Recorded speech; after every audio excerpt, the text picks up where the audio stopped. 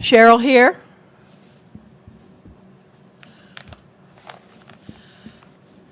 I understand that we have the video conferencing going and that Donna Platt may be having a little difficulty getting logged in, but we'll look for her. Welcome, everybody. Thanks for coming back to Washington again in October. Generally, people are leaving Washington at this time of the month, but you guys came to town, and I'm glad. I told Patrick I'm really glad that he came because it was going to be awfully lonely up here if he didn't. Karen is going to be in and out during the day. David Zumba will be in and out of the conference bridge during the day. And Richard Ray is in L.A. on the video conference. So we can see him a little bit and he can see us better. If everyone has the agenda, I'm going to play David and Richard and give you my welcome, the introductions. A reminder that the FCC's Wi-Fi will drop you after 2 hours, and then you just have to accept their terms and go back in. We're all having to live with that new security, and I'm sure it's not the end of it yet as we move on to so many things dependent on the internet. So I will call the attendance, and then we'll move on with our business. I'll do people in the room first. We have Brian Daly, Patrick Donovan, Jean-Paul Amard, Sherry Farina, Laurie Flaherty, Mark Fletcher, Matthew Gerst, Kevin Green. Slower, thank you. Cheryl King, Chris Littlewood, Bob Mather, Bruce McFarlane, Don Mitchell,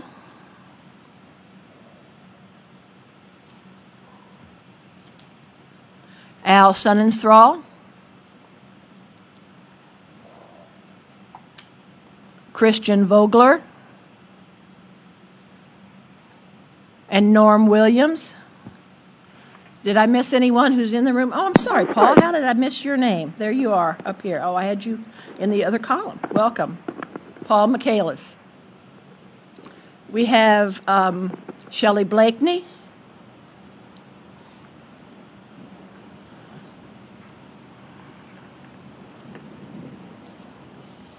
And we have a representative from TIA.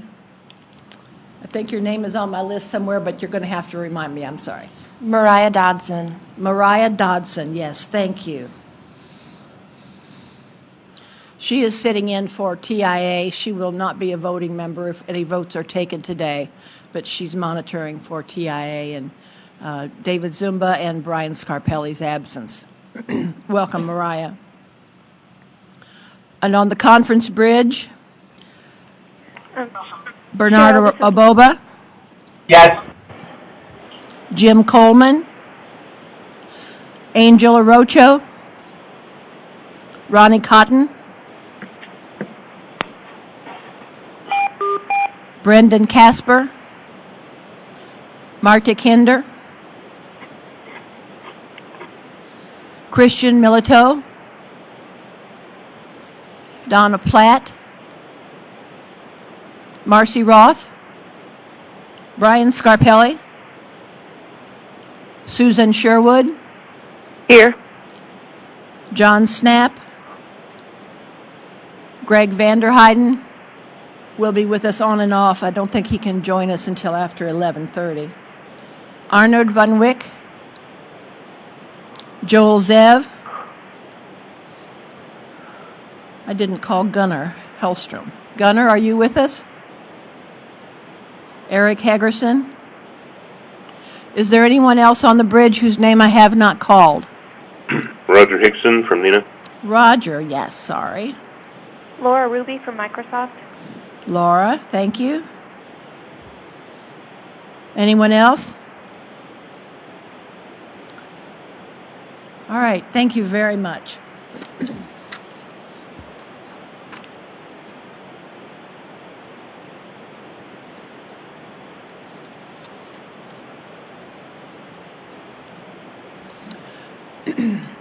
Just to provide an update on the activities of the FCC and the CVAA in Karen's Place, our required report was submitted to Congress last week or this week. Anyway, it's there now. Congressman Markey has even acknowledged that he's received it, and it looks like a good read, so we're pleased with that.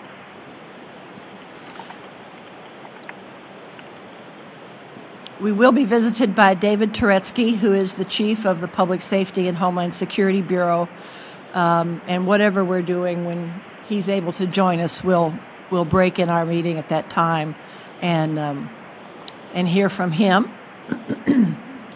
Patrick, could you give us an update on the text to 911 item?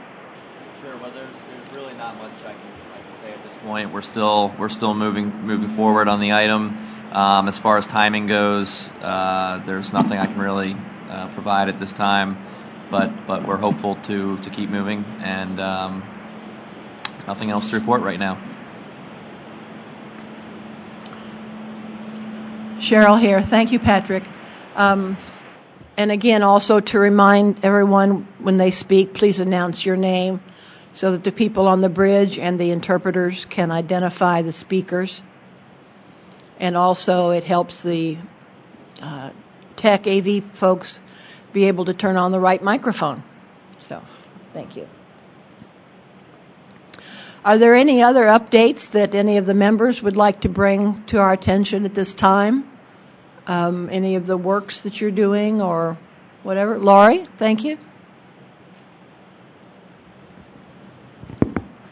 Laurie Flaherty. Actually, I'd like to call on Roger, if he might, Roger Hickson, because he probably has more information than I do, but Nina's has a group that is meeting this month, and essentially what they are conducting is a plug fest.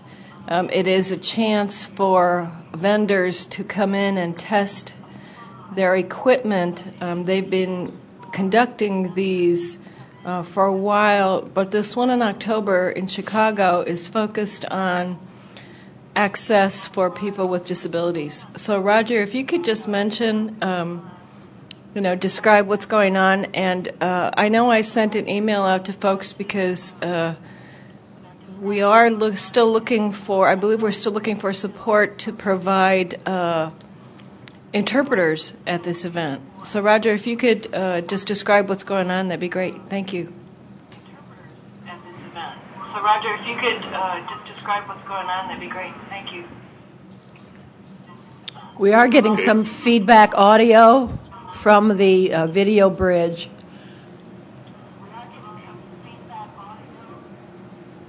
Thank you. Roger, are you there? I am. The conference bridge and the video bridge are about 4 seconds time delayed between each other, so it's a little difficult to coordinate. Yeah, thanks, Lori.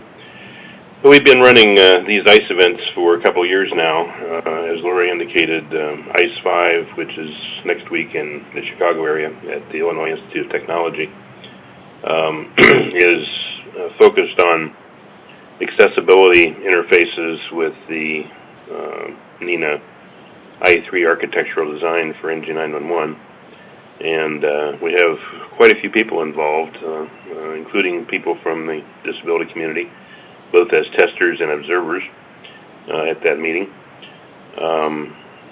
Previous ICE events have been pretty successful in terms of their primary purpose, which is to test interoperability between components of the telecommunications process, both from the originating provider perspective and the components and interfaces within NG911, for the purpose of making sure that various vendors' interpretations of the standards pan out in the real world, if you will.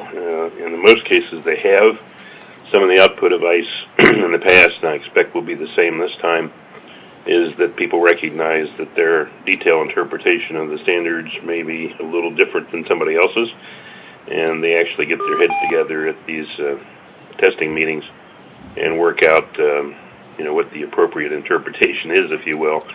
Some of that gets, when that happens, that gets fed back into the development process, so we can make sure the standards are clear and as definitive as they need to be. So this particular one is very much about accessibility interfaces and making sure that the various plans of vendors and carriers do fit together in regard to interoperability among the components of NG 911.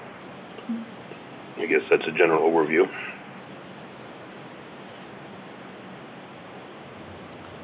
Cheryl here. Thank you, Roger. Are there any other updates? Matt, besides the fact that, congratulations, Matt is a new father. He left the meeting last month, eventually got around to getting home to his wife, and spent the evening at the hospital in the delivery room. Go ahead, Matt. In case that's the update you didn't want to give. Okay, now fully embarrassed. Thank you, Cheryl. But he has pictures. I do have pictures. Thank you very much. Everybody's doing fine. Thank you. Roger, just a quick question on this event. It sounds like the information that you might gain from this event might be pertinent to this group. Is there a process which that body develops a summary or report from those findings that could possibly be submitted to the EAC? Go ahead.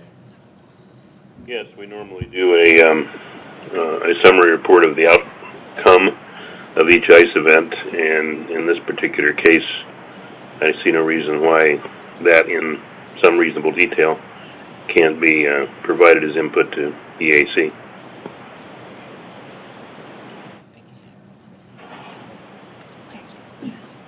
Oh, that's good. Yeah, I did, but go ahead. Thank you, Roger. This is Cheryl. That does sound like things are moving out there in the hinterlands, and perhaps at the next meeting or the next, we could ask Verizon Wireless and AT&T to give us, not today, but in a month or two, give us an update on where you all are on the rollout of your text to 911 efforts. Thank you. And Karen Strauss has arrived and would like to say a few words. Thank you. Thanks. I'm sorry I'm a little late. I just wanted to welcome you all here again, and I'm not sure if it was mentioned, but I want to mention it again in case it was, that we released our first ever CVAA biennial report. I think that Cheryl mentioned that she released it, but we're so excited about it that I wanted to tell you about it again, and I really encourage you all to take a few minutes to look at it, because it's not only that we're proud of having met every deadline under the Act, but it's a great resource for you to have, because it has all the citations to all the public notices of proposed rulemakings, final rules, a lot about all the reports, your report. I think the only thing we left out were all the federal notices of every meeting that you've had. We decided that was probably not a good idea to put in, but it's just really exciting to have been able to have done this in this commission, and we have more planned, as you know. There's still some deadlines that are ahead of us that we're hoping to meet as well. So I just wanted to mention that, and I think your last meeting was before September 30th, right? So March and then September. Right, and so the other thing I just wanted to mention is that September 30th, our rules on IP captioning kicked in. So we have those rules now in effect for pre-recorded programming that's not where the content of the programming isn't. There aren't major changes to the content of the programming. When it's on television with captions, it has to be on the internet with captions, and that's a huge, hugely significant improvement for video programming access for people who have hearing loss or are deaf and hard of hearing. Just wanted to mention those two things. So thank you, and have a good meeting. Cheryl here. Thank you, Karen. If there aren't any more updates or announcements, the next item on our agenda was a morning break, but, okay. Chris Littlewood. Good morning, everyone. This is a little off topic. Good morning, everyone. This is a little off topic, but a quick question for Karen maybe about the updates as of September 30th. When things are supposed to be rebroadcast on the internet with captions, and they are not, what is the best course to let someone know about that? And also, if it's a segmented program, like, for example, a particular show that's just showing a particular piece, is there a requirement or a guideline related to that? If so, I'm not aware. Okay, two good questions. The first answer is that if there is programming that's shown on the internet, newly shown on the internet by a distributor on the internet, and it's not captioned, there is a complaint process, so you could bring it to our attention.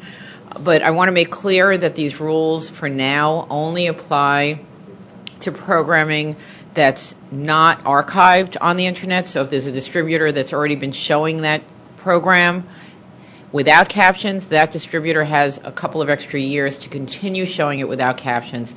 It's new distributors that get that programming and then post it after September 30th that must caption it. So it's probably going to be a little bit of adjustment time where people get used to this rule, because there's still going to be programs that were on television after September 30th with captions that may be shown on the web, because they or on the internet, or via internet protocol, I should say, without captions, and that may be okay if that programming had been shown on that distributor's site in that distributor's library before September 30th. And your second question has to do with video clips or segments of programs. Our rules do not cover video clips when they're only portions of programs. So let's say a television program is made up of 10 video clips on TV or video segments, and only a few of those are posted on the web. Right now, our rules do not cover those clips. But if a program that, let's say, consists of 10 video clips is put on the internet, all 10 of those are put on and just segmented or divided up, that's going to be covered. So in other words, an entity cannot evade our rules by simply taking a full-length program with a full set of clips and then dividing it up and putting it on and streaming it or posting it via internet protocol. I hope that answers your question. Thank you. Christian Vogler? I don't know what we're doing. Waiting for the cameras.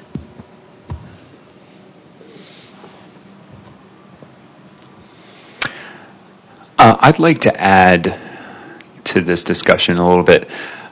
Firstly, about captions. A really good way to find out if something can be captioned or not is to look on TV air date.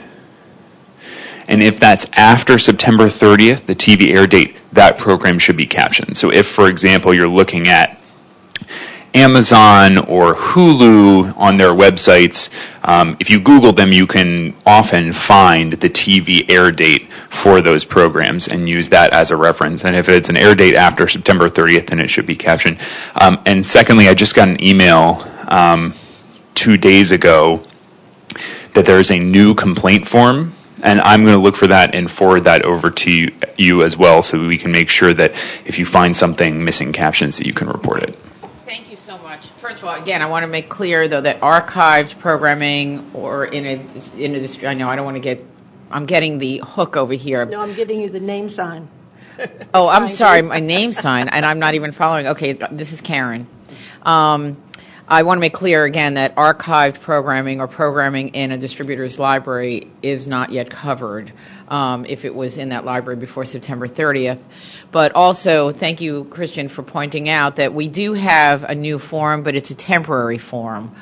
We will be using Form 2000C, which is the form that we have historically used for captioning complaints, but that form is under revision. So for an interim period, a few weeks, we're using this other form where you fill it out and then send it back to us. But stay tuned because we are going to be reverting back to Form 2000C. I don't want to take up any more of your time since this meeting is about emergency access. I do want to mention, however, that we have other deadlines coming up. In fact, one of those deadlines is in April, which does deal with another aspect of emergency access, and that is providing emergency access, ensuring that televised information that deals with emergencies is accessible to people who are blind and visually impaired. So, somewhat related to the work that you do. Cheryl here. Thank you, Karen. Patrick?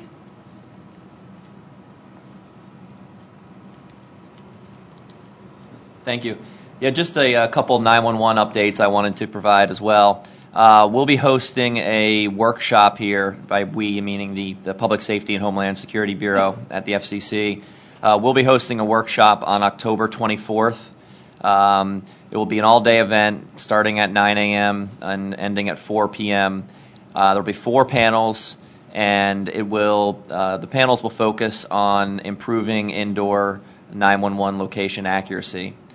For those of you who don't know, as part of the Communications, Security, Reliability, and Interoperability Council here at the FCC, which we refer to as CISRIC, a number of wireless carriers and technology vendors are participating in a test bed later this year in San Francisco area to test their indoor location technologies.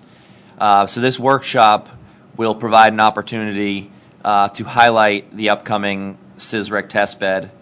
And so again, the workshop will be held here at the FCC on October 24th.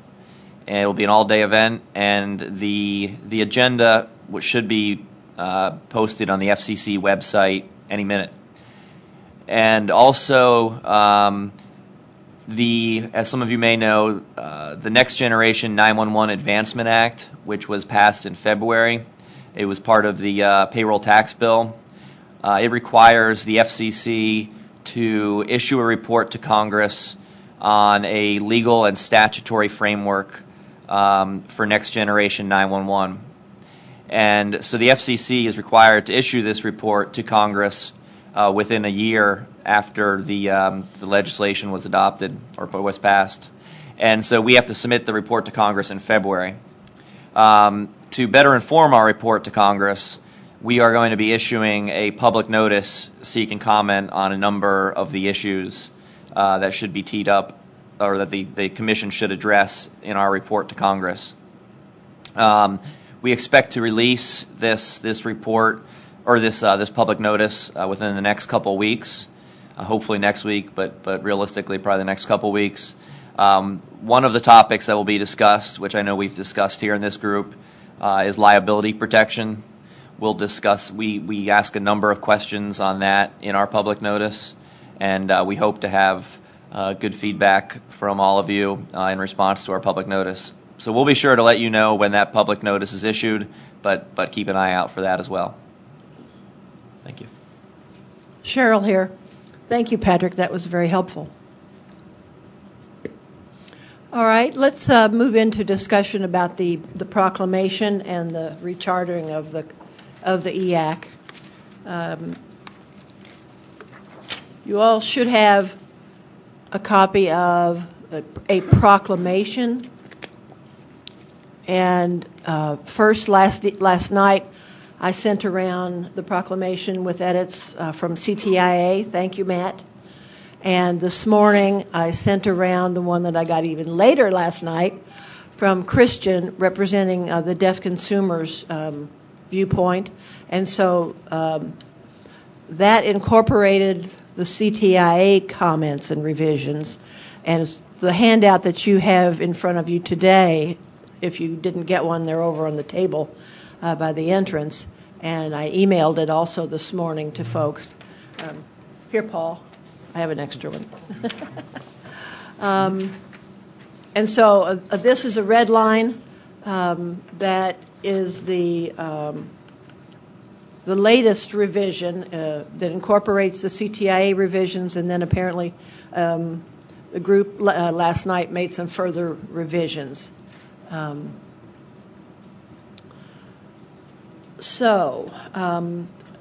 As background, we anticipate that this committee will act on adopting this proclamation as appropriate and pursuant to our discussion, and then that will be submitted to the FCC, probably by the EAC co-chairs, and again the commission will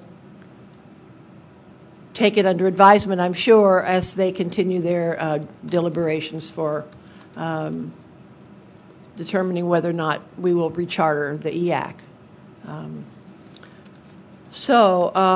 Let's see. To be most productive, perhaps, Matt, would you like to start us off with the revisions that you suggested? I believe that the paragraphs that you provided revisions to are the ones that then continue to be revised then by the deaf consumers on the EAC, or should I go the other way around? Matt and Christian, what's your opinion? Looking for input. This is Matt Gerst. First, before I think we get to the substance of the changes, I just want to see if we understand what the process is for this discussion. So if maybe you could clarify what steps we're going to take here for discussing, and then what steps you, the co-chairs, believe we ultimately should take after the discussion's been completed. Thank you. This is Cheryl. And certainly it has been highlighted that we would hope to obtain a consensus on some language that would be the substance of the proclamation. And if that doesn't make sense, we don't have to call it a proclamation, but some activity for us, and they're discussing it, and we hope to reach a consensus on some language that we can then provide to the commission about the rechartering. Does that clarify anything, Matt? Matt Gerst. Yes, thank you. So process is continue discussions, hopefully reach a consensus, and then have the co-chairs decide how to move forward with the consent statement. If consensed is a word, I'm not sure. All right. Okay. Okay. Well, again, Matt Gerst, I can talk a little bit about some of the changes I suggested. Mainly, adding in a summary paragraph of the activity that took place after the initial recommendations were submitted in December of 2011, discussing the scope of the subcommittee work that those were established, and addressing that there's ongoing work that's been done this year on those items. Adding in a paragraph that sort of helps to focus the EAC's activity and make a recommendation, or at least suggest what the EAC will be focusing on going forward, specifically finalizing initial recommendations within the scope of Section 106 of the CVAA, which is the section on which this body is based. Considering additional recommendations within that scope, specifically those related to technical, operational, and policy issues for PSAPs. That's one addition there, because I think that's an area where further study and discussion is needed. And I think we had a discussion today from NINA that they're engaging on that process, so it doesn't sound like that will be wrapped up by the end of this year. Perhaps we could continue to have that discussion going forward. And then obviously education is something we've discussed numerous times in this group about being critical to ensuring the public, but specifically persons with disabilities and senior citizens, and we've heard a lot about people who maybe aren't familiar with the new technologies that need to be educated on what this transition will mean for them with respect to emergency communication services. So those were the majority of the edits on which I submitted, and hopefully trying to provide a bit more clarity. Thank you. Cheryl here. Thank you, Matt. Christian, would you be the spokesperson for the consumer group, or is there someone else who would like to give us an overview of your revisions then?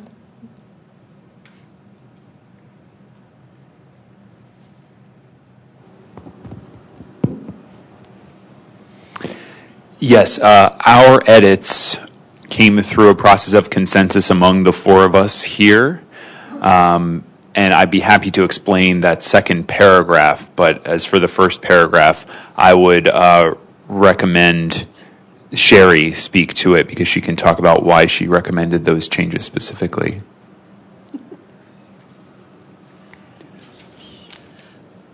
Sure, this is Sherry.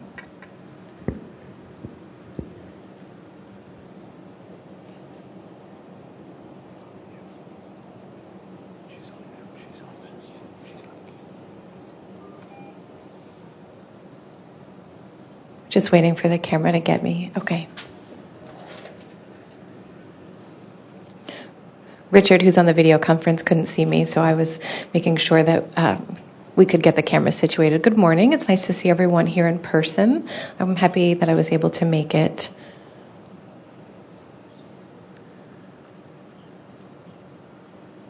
I appreciate the changes and edits that were made by Matt from CTIA. I think that we wanted to be more clear in some aspects.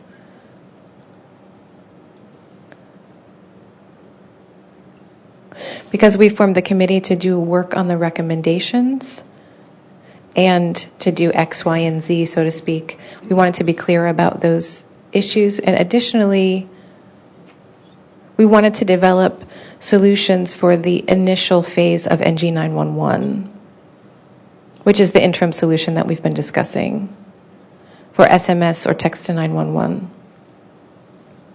And we felt that that needed to be more clear in the way that it was written. To establish that expectation would be completed this year, and that beyond that, we would then focus our energies on the NG 911 transition.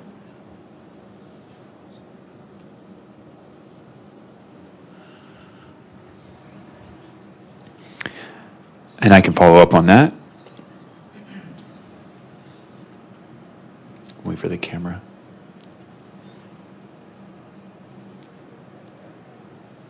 Okay.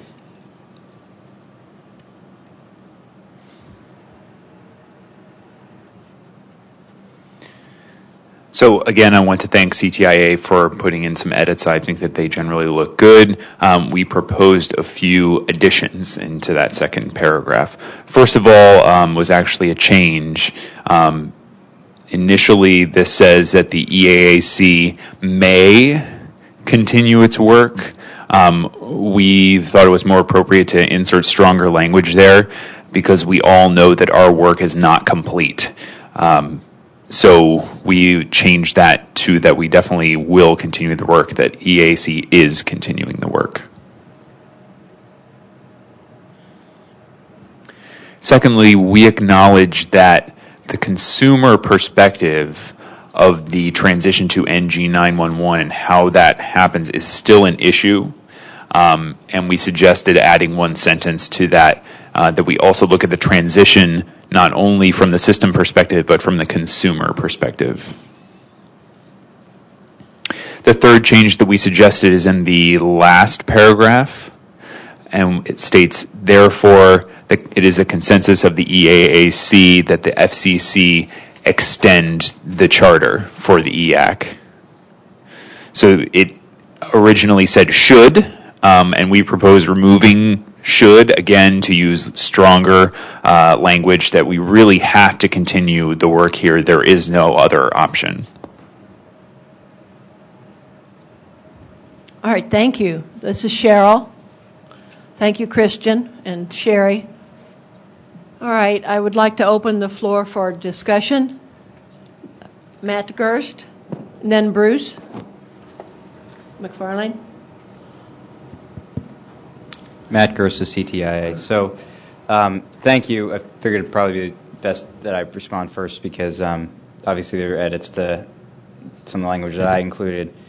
And I just wanted to respond to why the words may and should. Well, I have a number of responses. But the first is why the words may and should were included in this document. As we've been told and notified by the FCC, it's under the FCC's discretion to determine whether to continue the EAC.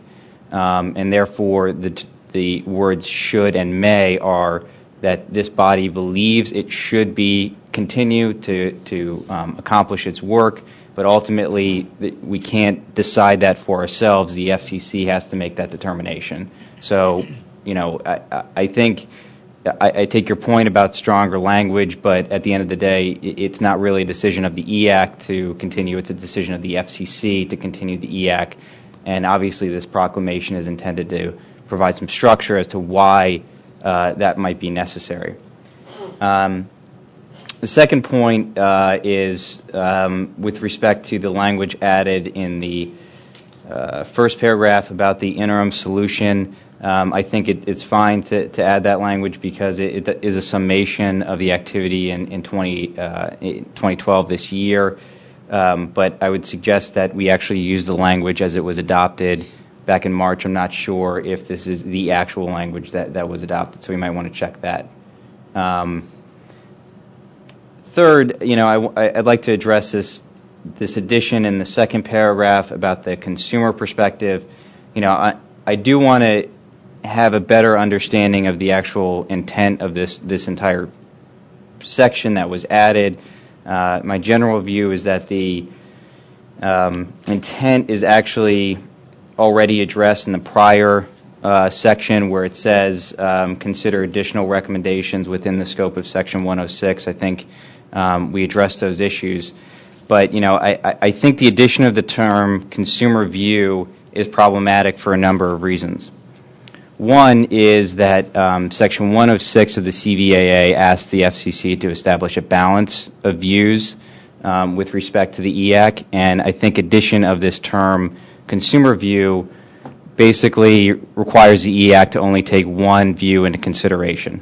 And I think that we need to have a more expansive and balanced view as Congress directed.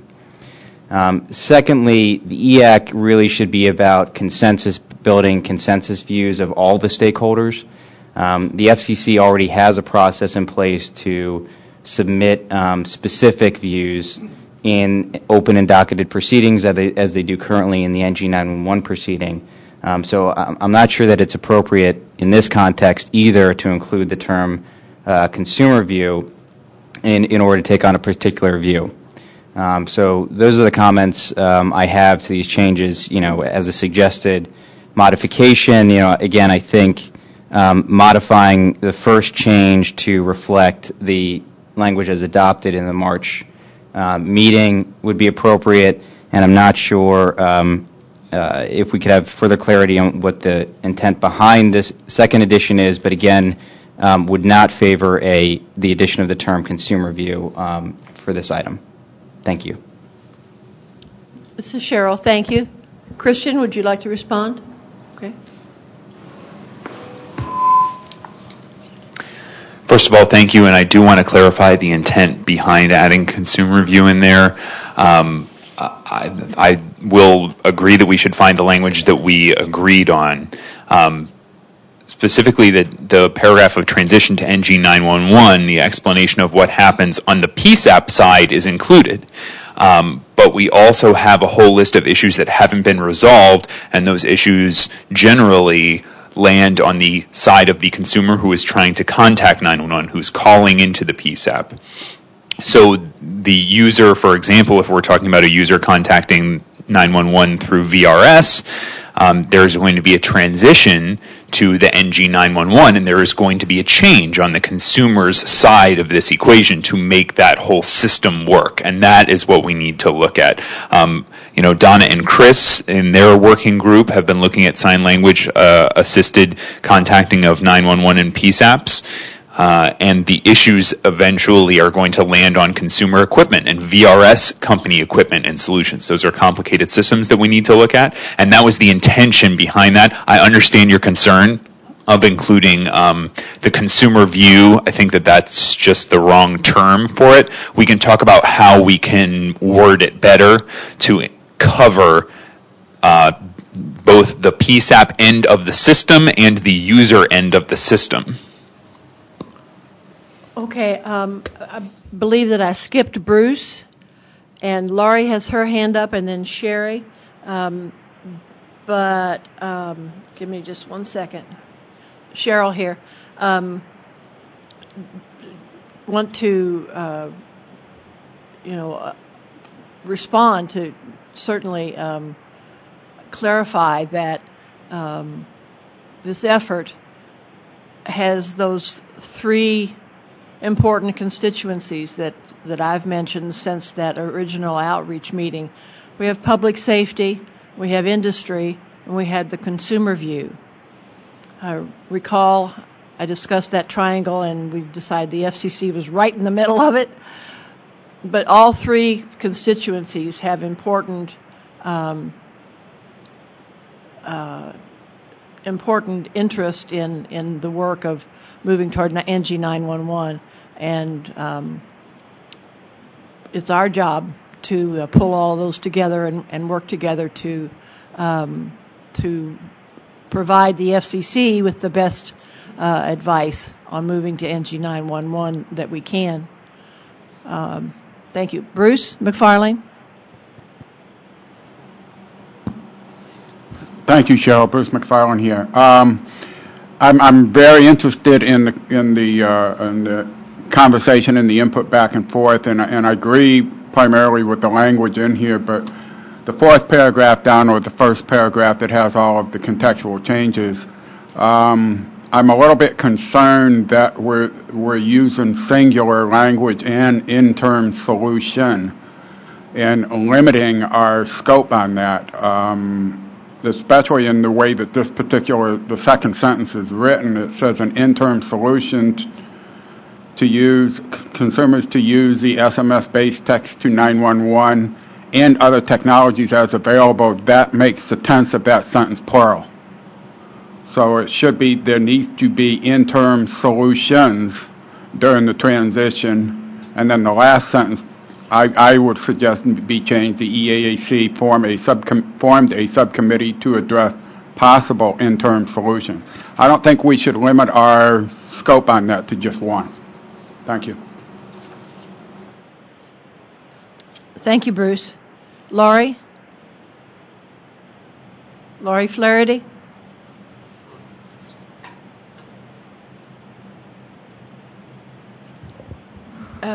Just a procedural comment that may help, and perhaps I'll pause because I see Mr. Turetsky walking in. Hey.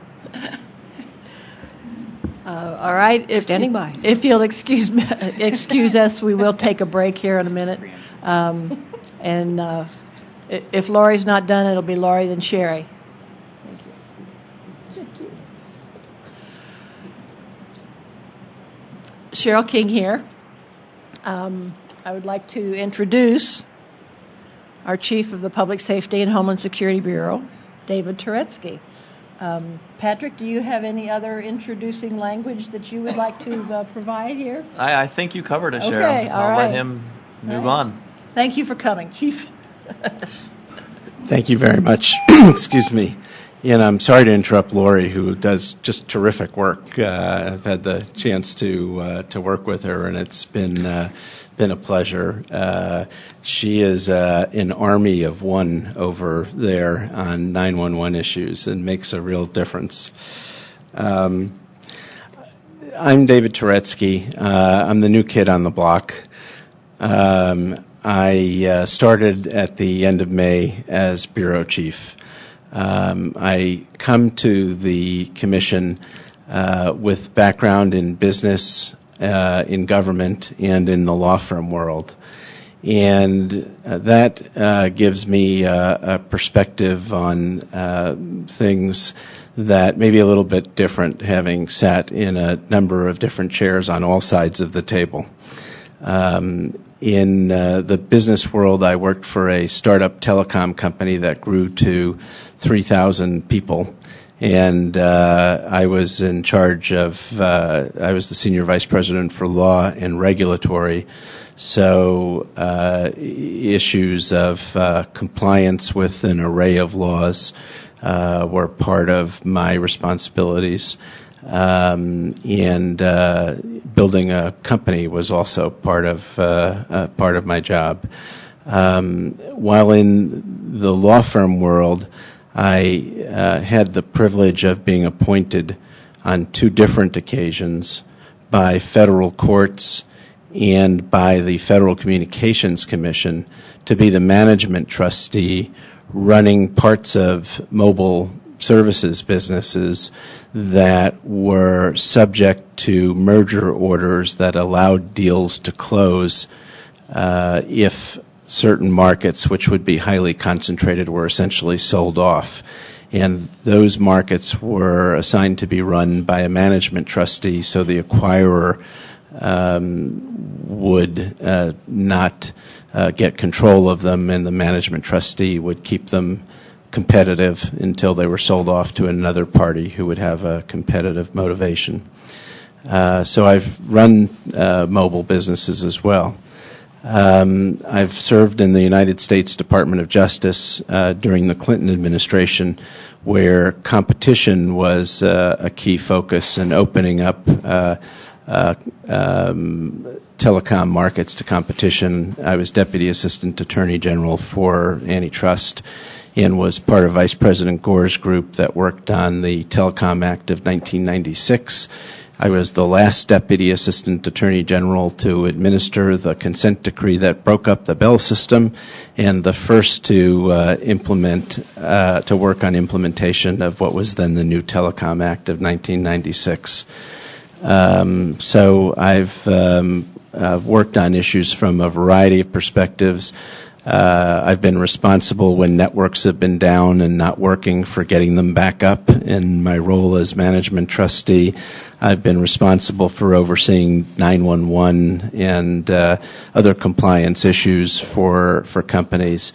I've advised companies on the law, and I've worked in the public sector as part of a group trying to reform the telecom laws of the country. So that's a little bit about where I come from.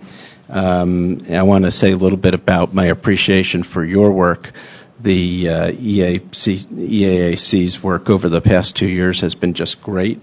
I'm pleased that I understand that there's likely to be a rechartering for another 2 years. That's great news. The report that was submitted to the Commission last December was a major accomplishment. I wasn't here at the time, but I've had the opportunity to learn what it says, and it was very, very helpful.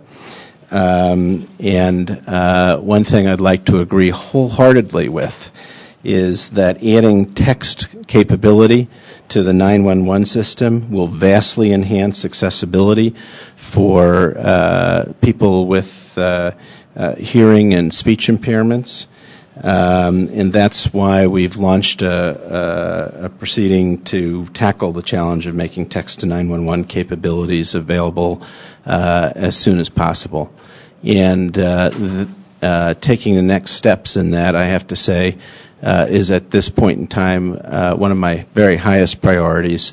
It's something I'm very focused on. I've been pleased to work with Patrick, who's here today, with all parts of the Commission to try to move this forward, and we expect that will be happening in the relatively near-term future.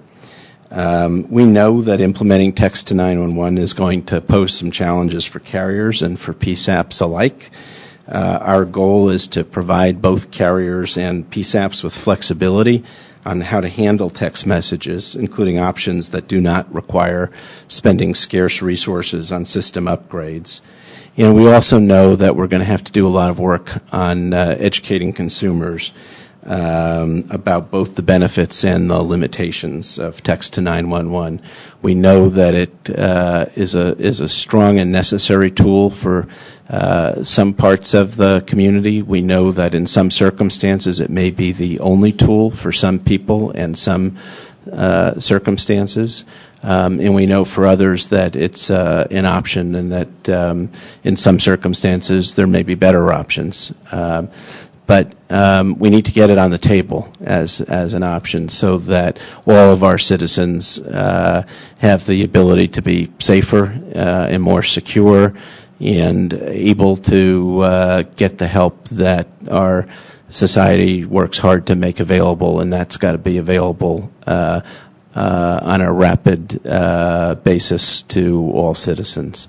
With that, I just want to say thank you for having me here, and I appreciate the great work that you do and will continue to do, and I hope to continue to be part of the team at the FCC that moves the ball forward on achieving important accomplishments for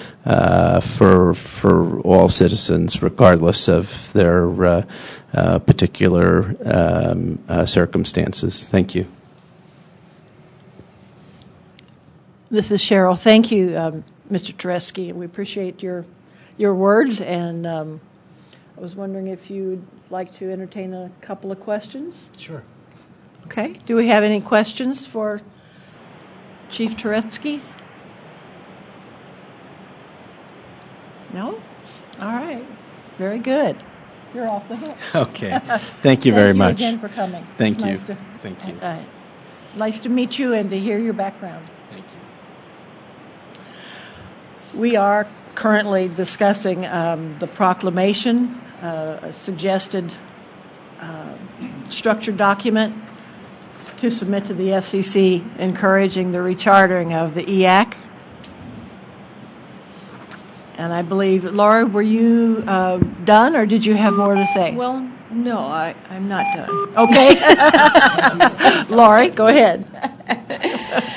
And actually, it's a great little break there. The bottom line, as I understand it, for this document is it is one way in which this group might convince the FCC to recharter the EAC. Exactly what we would do, exactly how we would do that, remains to be seen, and I would hate for us to get stuck in the weeds talking about exactly what we would do or how we would do it if we were rechartered. The reasons why it should be rechartered are important, and it's important to list enough of them to provide the evidence the FCC needs to recharter the group. If it would help to put language in, that says, for example, issues that could be considered might include, to make it broader. I just don't want us to get stuck in the details of what this group would do or how we would do it. I think our job, correct me if I'm wrong, but I think our job is to come up with a simple document that is one way in which we could convince the FCC that this advisory group needs to be rechartered. Bottom line. Cheryl here. Thank you, Laura. That wraps it up pretty well. Thank you. Sherry, I believe you're on for the next speaker. You had something to say earlier. Thank you. Sherry?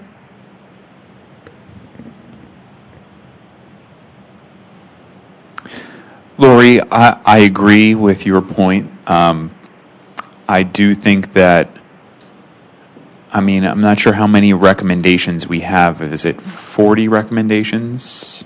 37. 37. Yeah. I think. Gosh. Right.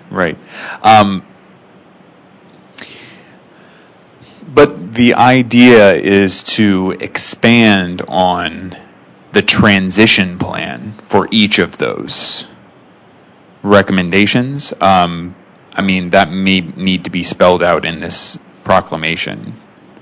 Now, originally I raised my hand because I wanted to make a comment where we were talking about the consumer view. And first of all, saying the consumer view can never be a bad phrase, I think. Second of all, you all are here because of consumer complaints about lack of access to 911, period, end of story. So yes, I do think that the consumer view has a lot more weight. But, we are part of a stakeholder group, and we are all coming to the table to find solutions to get to an accessible next generation 911 and accessible solutions in transition to that. So I don't think that we should ever be hesitant to use the phrase consumer view, and I don't want us to ever minimize the consumer view. I would say we absolutely cannot do that because that is why we are here. So if we need to make sure that everyone feels involved, then we can simply say stakeholders. That would be a simple enough solution. I think that it's a simple enough concept here that we can, move forward with what we need to do. Thank you, Cheryl here. Al, you have a comment?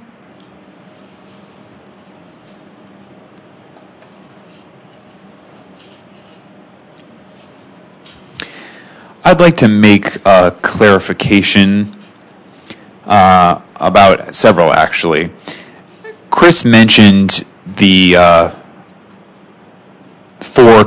Christian mentioned the 4 consumers that were involved in making this coming up with our consensus here, and that was Christian, myself, Sherry, and Chris Littlewood. Now, Bob Mather was not involved in this because Bob is representing the U.S. Department of Justice. He happens to be deaf. We sit on the same side of the table because of practical considerations for the interpreter.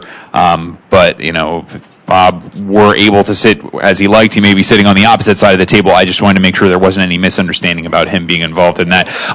Now, if you remember, the FCC is really supposed to be a consumer agency.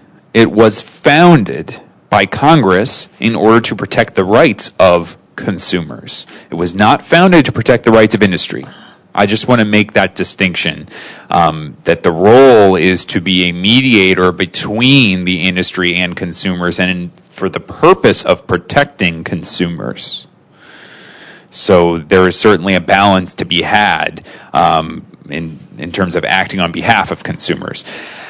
And our recommendations for this proclamation, I feel sad that we've asked for a 2-year extension, which would mean that we didn't reach. I wish we could have finished our work within the first 2 years. It saddens me that we have to ask for a 2-year extension because there has been some controversy. And, we needed some interim solutions. All along, we have been discussing the end product. But we need to transition. We can't wait for the end product to be ready. And if we do, then that means that we're doing nothing for the next 10 years. And I can't live that long. I can't wait for that.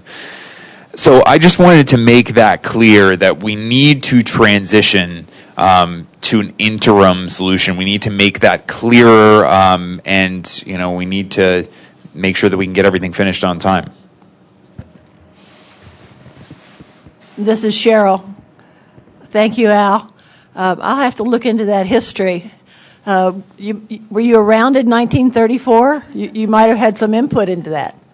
Oh, I was. I actually did some research before this, and I found that the Congress noticed that AT&T was getting into a monopoly, and ergo formed the FCC to protect the interests of consumers because of the battles that we were having with AT&T and its monopoly at the time. So yes, please do look it up, Cheryl. All right, I will. Thank you. Chris Littlewood.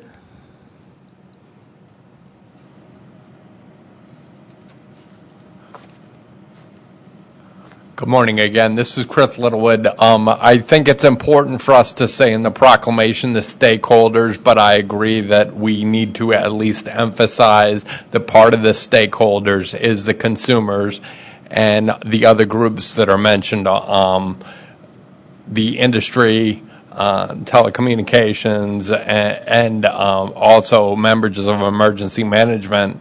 I believe it was David that brought it up in an email yesterday, shortly after you sent out the proclamation draft, that we enter into our discussion who would be included in moving forward with the committee. I just want to make an effort to mention that we want to continue to try to make sure that everyone is represented. Hopefully everybody in this room is able to continue, and hopefully everybody that's on the phone bridge is able to continue in the wonderful work that we've done in the last year and a half, almost 2 years. But I wanted to make sure also that we continue to involve the emergency management at the PSAP level, and also make sure that we continue to involve the consumers as a whole, the number of people in the groups that have speech disabilities or hearing loss that do not use sign language. It's important, I think, for those people to be represented as well. Thank you. This is Cheryl.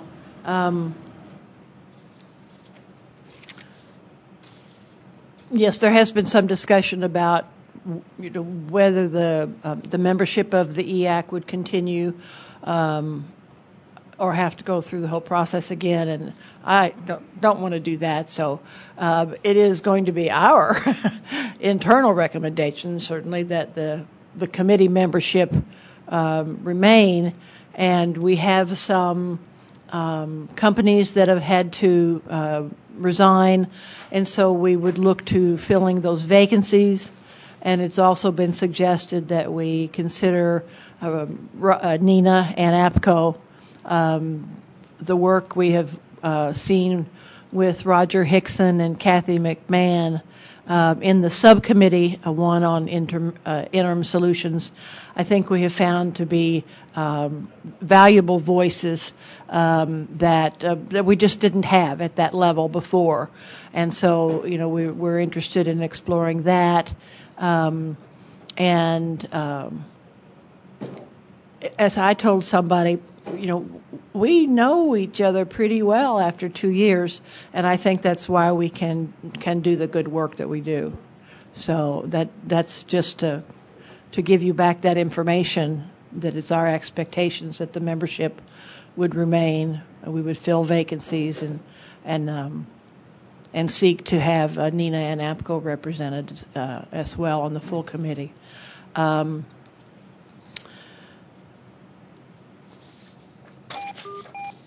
And in listening to the discussion,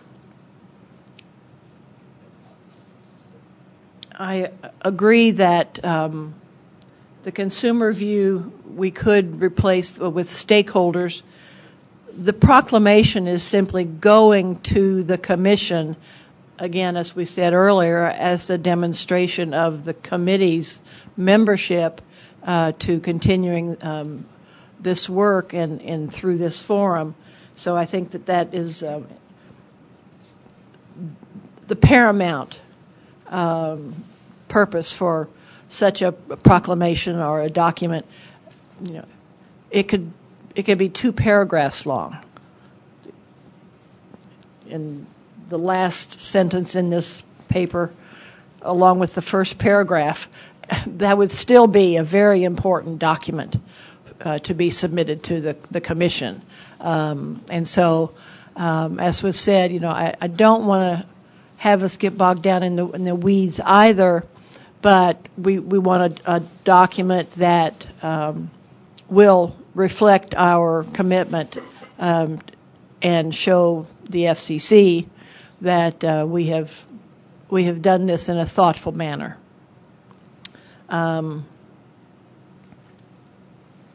So, David Zumba did suggest that we defer action until the next meeting. And frankly, my personal opinion is that I would like to get it done and over with today, so we can turn our precious resources of our own time and effort to other things. But that certainly is a consideration. Is there a reaction to that? Christian, go ahead.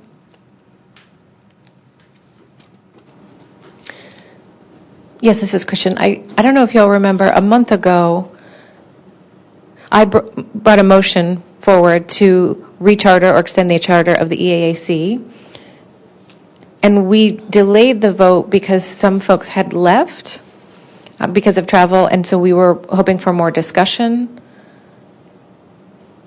And I have to say that personally, I'm strongly opposed to delaying this yet again. People have had a month to consider the option. And what I don't want to see is to have this decision postponed one more time. Bob Mather.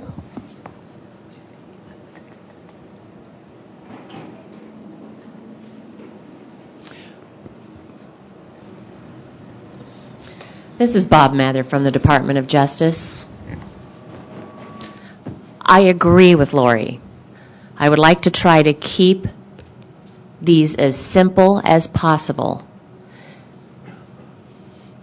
If you want to emphasize which issues we need to address or set up priorities from the FCC, I would suggest that we take out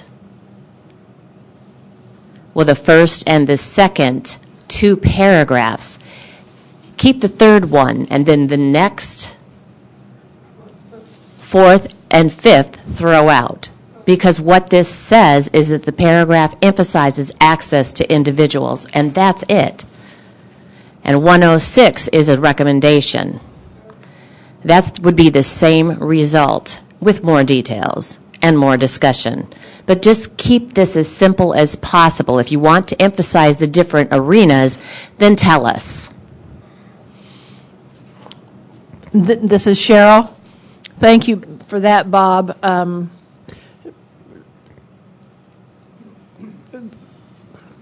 We,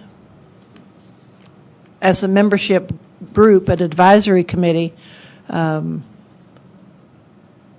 have continued to develop our own processes, and we will continue to do so. And so I agree with the point, Bob, that you made. Basically, the proclamation doesn't have to go into any of that necessarily, but it continues to remind people of our mission and our dedication to it.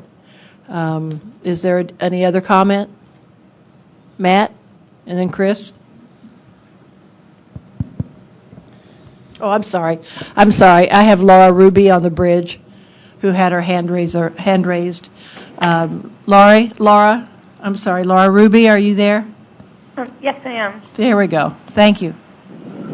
Yes, I had just wanted to recognize David Zumba's email as well. While I understand that it only takes a simple document to recharter the group, it seems to me that it would be wise to have perhaps with that document a scope of work and just some brief notes on on the anticipated needs and gaps, and even some notes on just on some of the things that have been said here about, adding organizations like NINA. And then I guess I also wanted to, just out of respect for David, since he has co-chaired for the last 2 years, he asks if the vote can wait until he's in attendance. And I guess I just wanted to ask if we got the document to say what we all thought it should say within the next hour, and then put it aside and went on to do our work and waited to have a vote till November so David can have the opportunity to be a part of that. I'm just wondering what is the loss for the committee? I mean, I don't see there being a severe consequence for the committee for simply having the vote next month so that David can be a part of that. I'm just out of respect. I know, Cheryl, that I recognize that you said that you just, I guess for peace of mind, want to get it over with, but I'd just like to recommend that we respect David's wish, and get this document done within the next hour or whatever makes sense for the committee. Go ahead, do the work that we wanted to get done today, and hold that vote in November. That's my recommendation. Thank you, Laura. I had Matt, and then Chris, and then Paul, and Sherry. Matt Gerst, go ahead. I'll defer. I had some other comments, but maybe best to have a discussion on that on Laura's point first. Thanks. Chris? This is Chris Littlewood speaking. I just wanted to agree with Christian that I would appreciate it if we didn't delay the recommendation or the proclamation another month. When we ask what risk it poses to the committee to delaying it. Number one, the risk is that it hasn't been delayed, or it already has been delayed once. It was discussed at the very end of the meeting last time, and Matt pointed out, which I thought and agreed with, that it was a very good point, that some of the people had left, and that we needed to make sure people had some time to discuss this. I think we have done that. I just want to make sure that we don't push off into continued delays. The other risk that is posed to the committee is the fact that we're pushing a delay into the very end of the year, and whoever may or may not be able to participate in whatever votes may come up at the end of the calendar year here. So I just think that it's important that we make a decision to move forward as soon as we can, if possible. One other thing I did want to mention is that I know we all try not to make assumptions, but when we talk about the fact that we are making a proclamation to the FCC to request that we recharter or continue, I have not heard or seen any evidence to the fact that that request would be denied. So I didn't want to see us get bogged down in the request that we were making with a very lengthy list of why. I agree with talking about a scope of work to some degree, but I think what I'm hearing or seeing is that we will be given the opportunity to recharter, and I just don't want to get too bogged down in the way we ask for that permission. Thank you, Chris. Paul?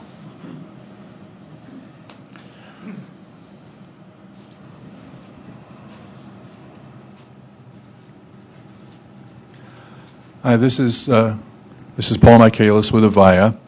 A concern I have is that what we would want to have on our agendas for the upcoming meetings will differ depending on whether there's going to be a rechartering.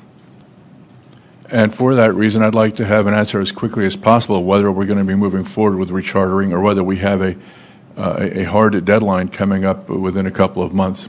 Again, what we need to be discussing over the next few months is going to differ radically depending on whether there will be a rechartering. I need that answer immediately if I can get it. Thank you, Sherry. And then Matt again. Okay. Hello, this is Sherry. Paul took the words right out of my mouth. Thank you. Thank you. Matt? Thanks. Matt Gross, CTIA. So a couple points that I understand the desire to try to get this done as quickly as possible. I would point out a couple procedural issues. One is that, we did agree at the end of the last meeting that it wasn't appropriate to bring that motion at that time because individuals didn't have enough time to have noticed that issue was going to come up. Second, the agenda for today notes a discussion about this issue, not necessarily a vote on this issue. And this document was circulated yesterday, so we've had less than 24 hours to review it, although we've had, at least with the edits as it is. And in addition to that, there have been a number of edits which have been subsequently suggested in this meeting already. And I think it probably is in our best interest to make sure that those edits are made, circulated, accurately reflected, and then to have a final decision on this. I don't think, I think what at least I can tell from this meeting is that there seems to be consensus for the group to suggest to the commission that future work needs to continue. But I think the language matters that we provide to the commission because it's a basis for why this group needs to continue. And in order to do that, I think everyone needs to agree on what is the reason and why we need to continue that work. And that's where I think we're sort of not even stuck. I think the language, I think we're all sort of in agreement on the same concepts. It's just we're sort of going back and forth on the language. But that's the way this process is supposed to work. And that's the way that, we have a document received.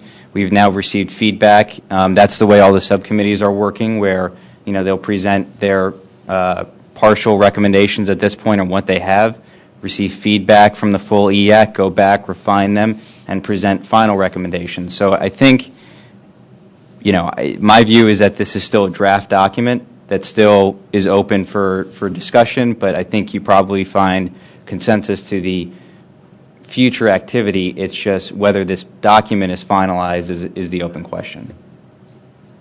Thank you.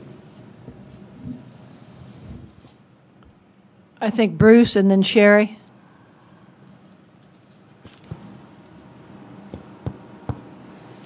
Bruce McFarland here, Fairfax County. Matt, I absolutely, totally agree with what you just said. I actually have a question for the committee.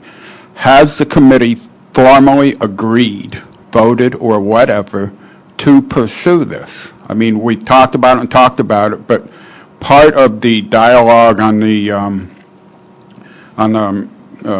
conference call that we had 2 days ago was whether everybody was in agreement and would we have a vote to move forward with the proclamation. So have we actually done the formal process of agreeing to come up with, as a committee, saying yes?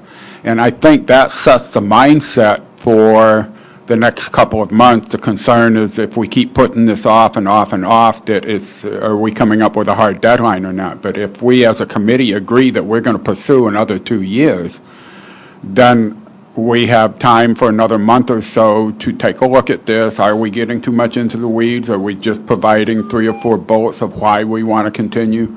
So forth. Have we done that formal first step, which is agreed as a committee to pursue it? This is Cheryl. I think that's an excellent point, Bruce. And actually, I have not heard any opinion of any of the members that we should not ask to be rechartered or support the consideration for rechartering. But no, we have not taken an actual up and down vote to do it. And in fact, it was strongly suggested that we not vote, that we develop a consensus. And that's why I say, I think that's the important thing. I don't want to see this process expend our valuable energy when in our subcommittees they're begging people to pay attention and review documents and provide input. This is a distraction, in my opinion, and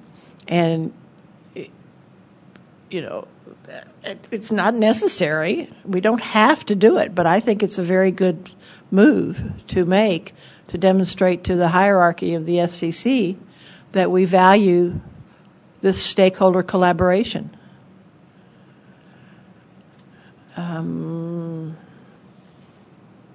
Chris and then Christian. Sherry, did you have something to say? I do have you listed here on my list. Sherry, Chris, and Christian.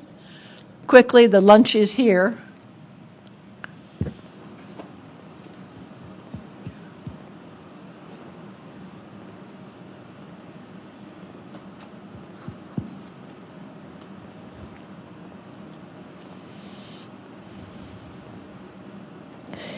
Yes, this is Sherry. I move that we close the discussion and adopt the proclamation formally to be submitted to the FCC.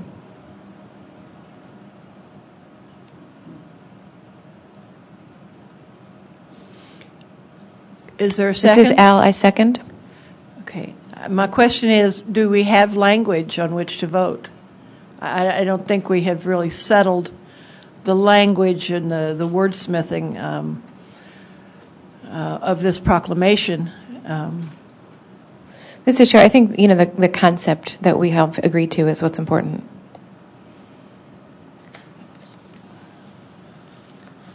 Chris Littlewood, Christian, then Bob and Al.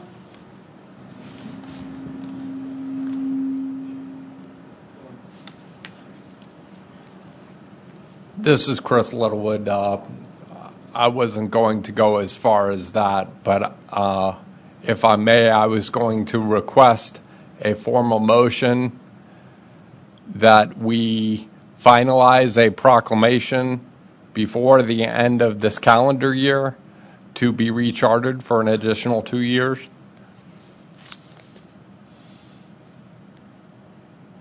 Christian? This is Al. We actually have a motion on the floor. Yep, discussion for the motion. Bob? I'm sorry, this is Al again. Discussion on which motion? On Sherry's motion. On Sherry's motion? Is on the floor.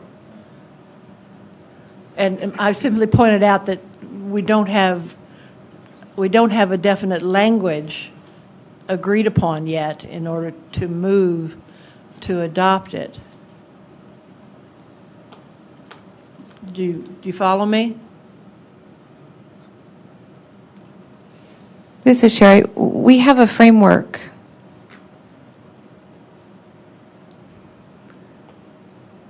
We do have a framework here that's already been established, and it's the basic concept of what we know we're working toward. So it's just at this point a matter of semantics. That needs to be ironed out, and that could probably be done by the end of next week. But the purpose of what we're here to do and here to achieve is clear, and the end result is to get to NG 911. Bob? My suggestion is that we do a friendly amendment. Modified to move as followed. We have a committee request the FCC to re-establish this for 2 more years, to make a resolution for whatever is necessary, to let the FCC distribute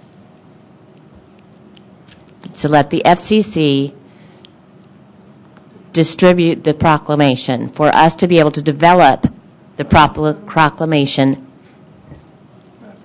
as part of that motion. So I recommend that the committee request the FCC extend the committee for 2 more years, period, without proclaiming part of this as a motion.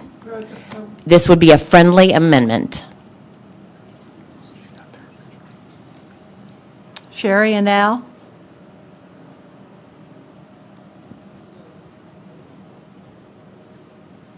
I see your head's shaking, but I don't.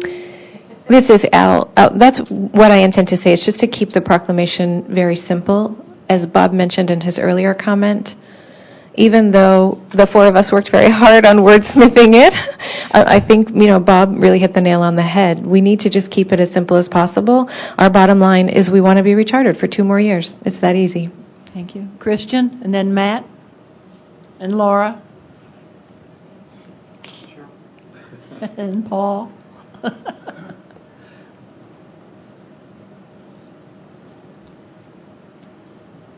This is Christian. I'm just waiting for the camera.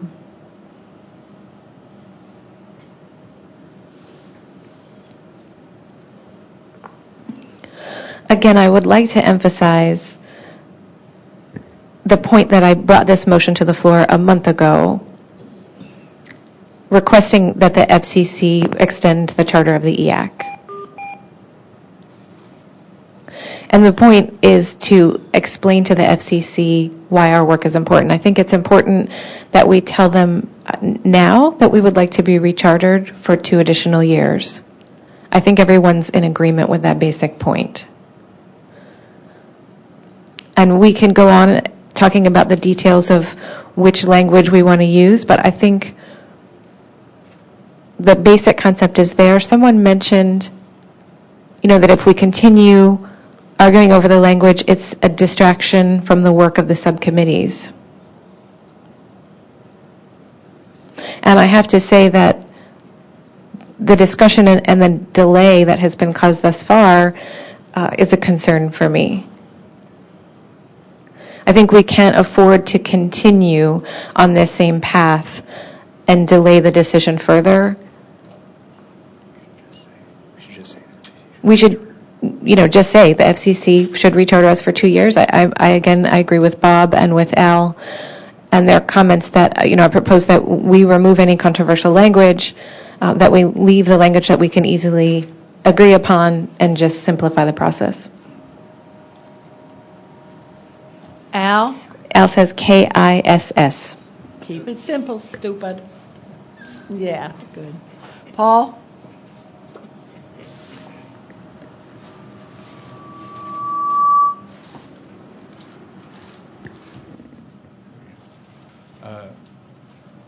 This is Paul Michaelis with Avaya. I guess I'm confused about why there's any controversy here. I think we're all in agreement that there's work that still needs to be done. If we were to just say that in a request for rechartering, would that get turned down as being nonspecific or inadequate? I'm suggesting that we just go ahead and say we have work we haven't finished yet. It's going to take another 2 years. How about letting us do it?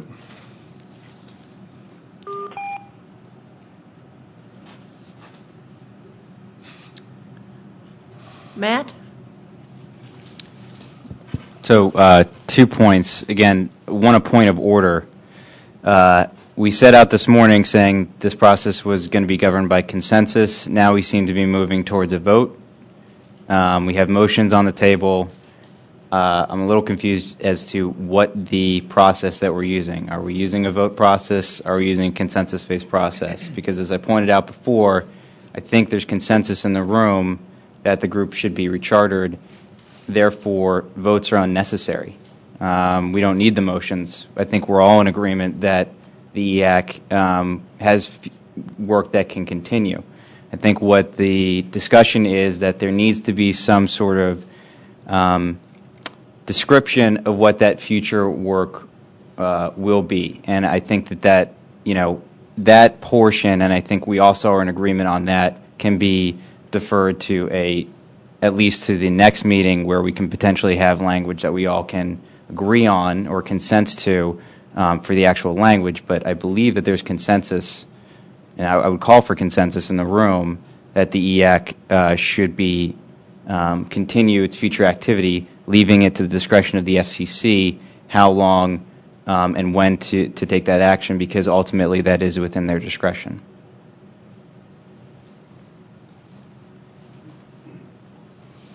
So Sherry? again, to point, I don't think there's a controversy either. Sherry, it's your motion.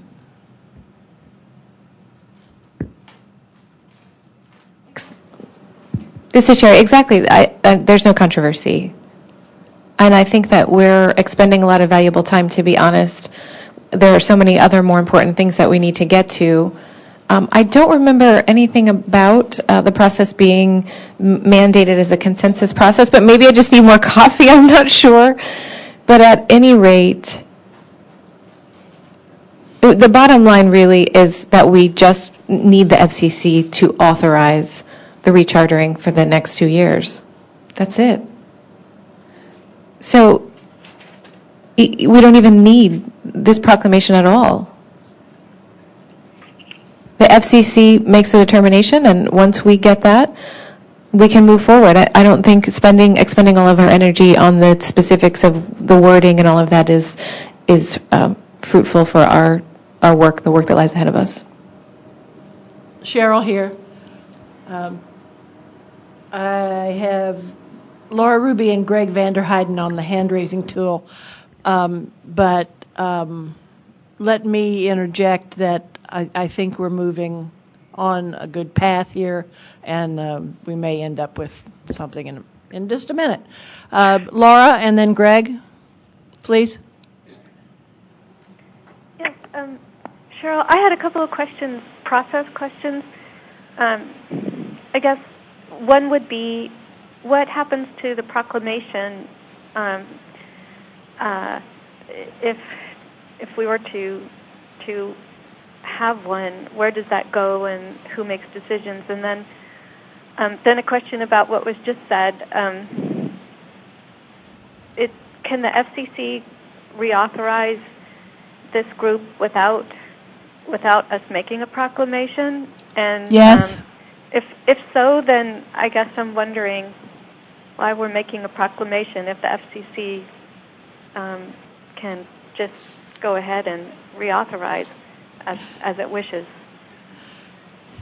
Can you help me understand the process? This is Cheryl. Yes, Laurie, the Commission will ultimately be the decision maker about the rechartering of the advisory committee, and we thought it would be nice if the committee could send something up to encourage that to happen.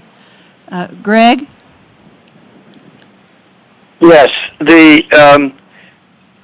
I think that what is useful for the FCC is to know what the feelings of the committee are. So if there is consensus that it should be extended, I think we could just simply make a call for consensus and just say, is there anybody who objects to a statement that we think that it would be useful to be rechartered, and to continue, not for more time to do our work, but to continue additional things in this area. And then if there's a consensus, and make it just simple like that. If the group would later like to provide some thoughts to the FCC about what should be in the recharter, that could always be done. So if the consensus is that it should happen, I think that we're right. We don't have to have a motion, et cetera, although now that they are on the floor, they would have to be withdrawn if they are detailed. But you could call for consensus, and then after people have had more time to think and consider, we could send some additional thoughts up about what might be in the rechartering. But if people feel that there is sufficient to do the consensus, we could do that now and then take our time figuring out what additional advice we would like to provide. Thank you. I have Roger Hickson and Jean-Paul. This is Roger Hickson from NENA here. I'm not a I'm not yet a formal member of EAC, but I would suggest that the rationale is fairly simple and can be stated in a single sentence for rechartering, and that is that there are a number of issues that yet need to have development work and management. There is a need to provide some recommendations for implementation technique, and there are various educational areas that need to be further developed, either by the EAC or by groups that they might assign or request to do that. And that requires some significant coordination on a national scale, and that's the reason for rechartering. Thank you, Roger. John Paul, did you have something to add?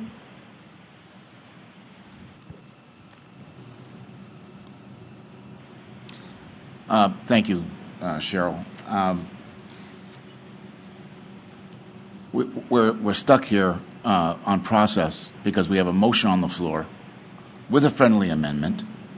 And to me, discussing that particular motion, it is so vague as to be not useful.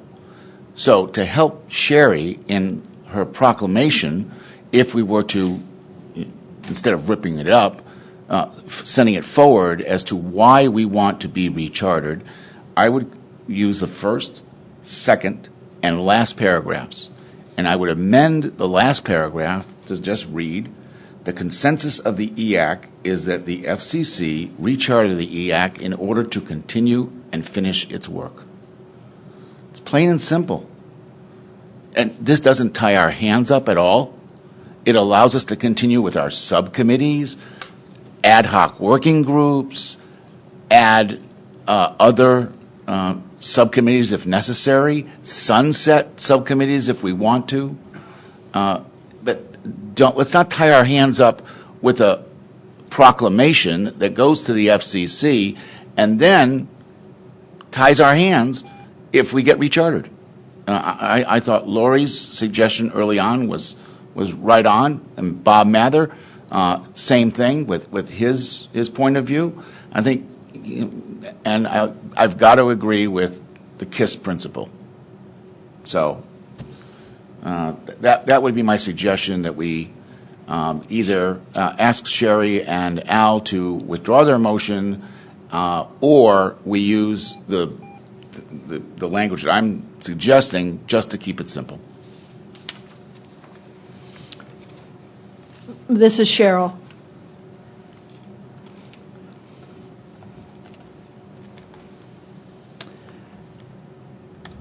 Sherry and Al, if I call for consensus, will you withdraw your motion? Okay, and then if we determine no. This is Sherry. No, because the motion includes. Well, there's consensus built into the idea of the motion. So there's two different things I think are being suggested here. One is that we have a consensus, and to me the word consensus, it's already in the proclamation.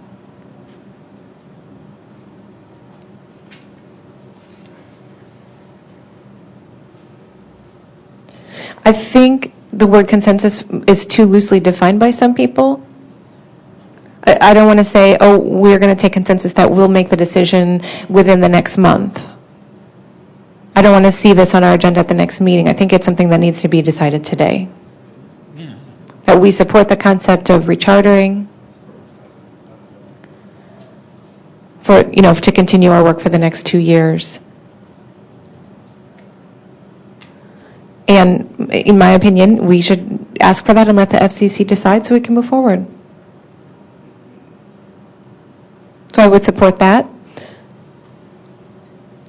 Or simply to go with the 3 paragraphs that were suggested, to edit the proclamation to include those 3 paragraphs, the first, second, and final paragraph.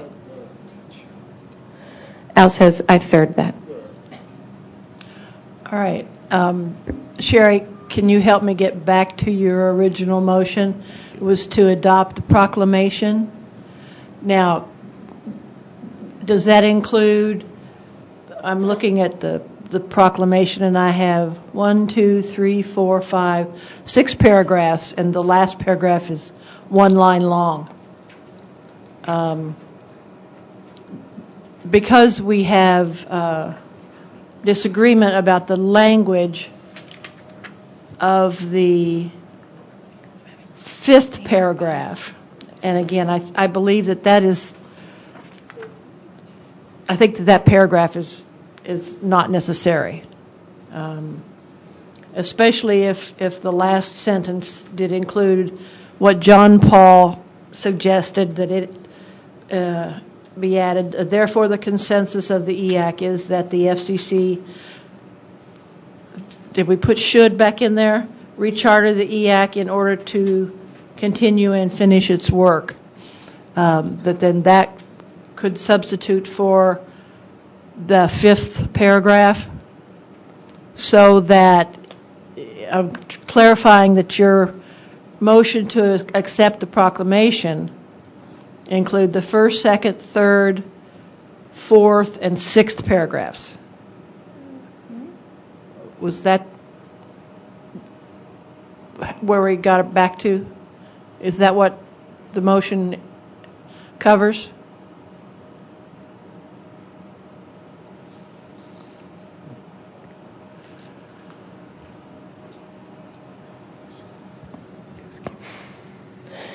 This is Sherry. Yes, keep it simple. The basic purpose is to say that we've already accomplished certain things and we still have more to do. Okay. Now, I guess the bottom line then gets down to whether or not we vote on it or agree that there is a consensus. And I will have to say that over the years, watching FCC advisory committees and participating in other advisory committees around town, that there are often members of advisory committees that cannot vote on an item that hasn't been taken back to their corporate hierarchy or whatever the hierarchy is in the affiliated organization. And hence we saw earlier in a vote that we took, we had abstentions.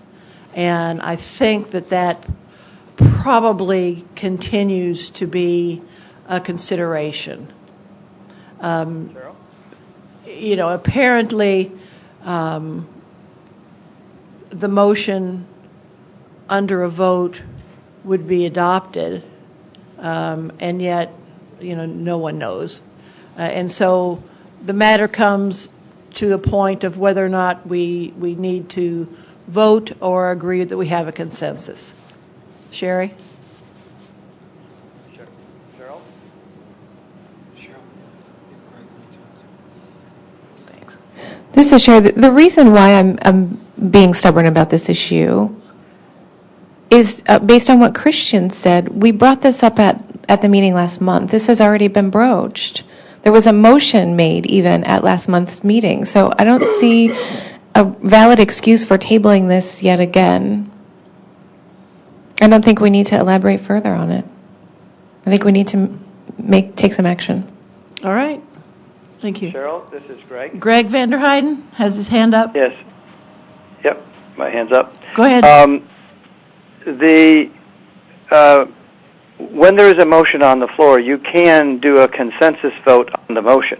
So if the motion, and I think Sherry suggested that it could be reduced in paragraphs along the lines that have been discussed here.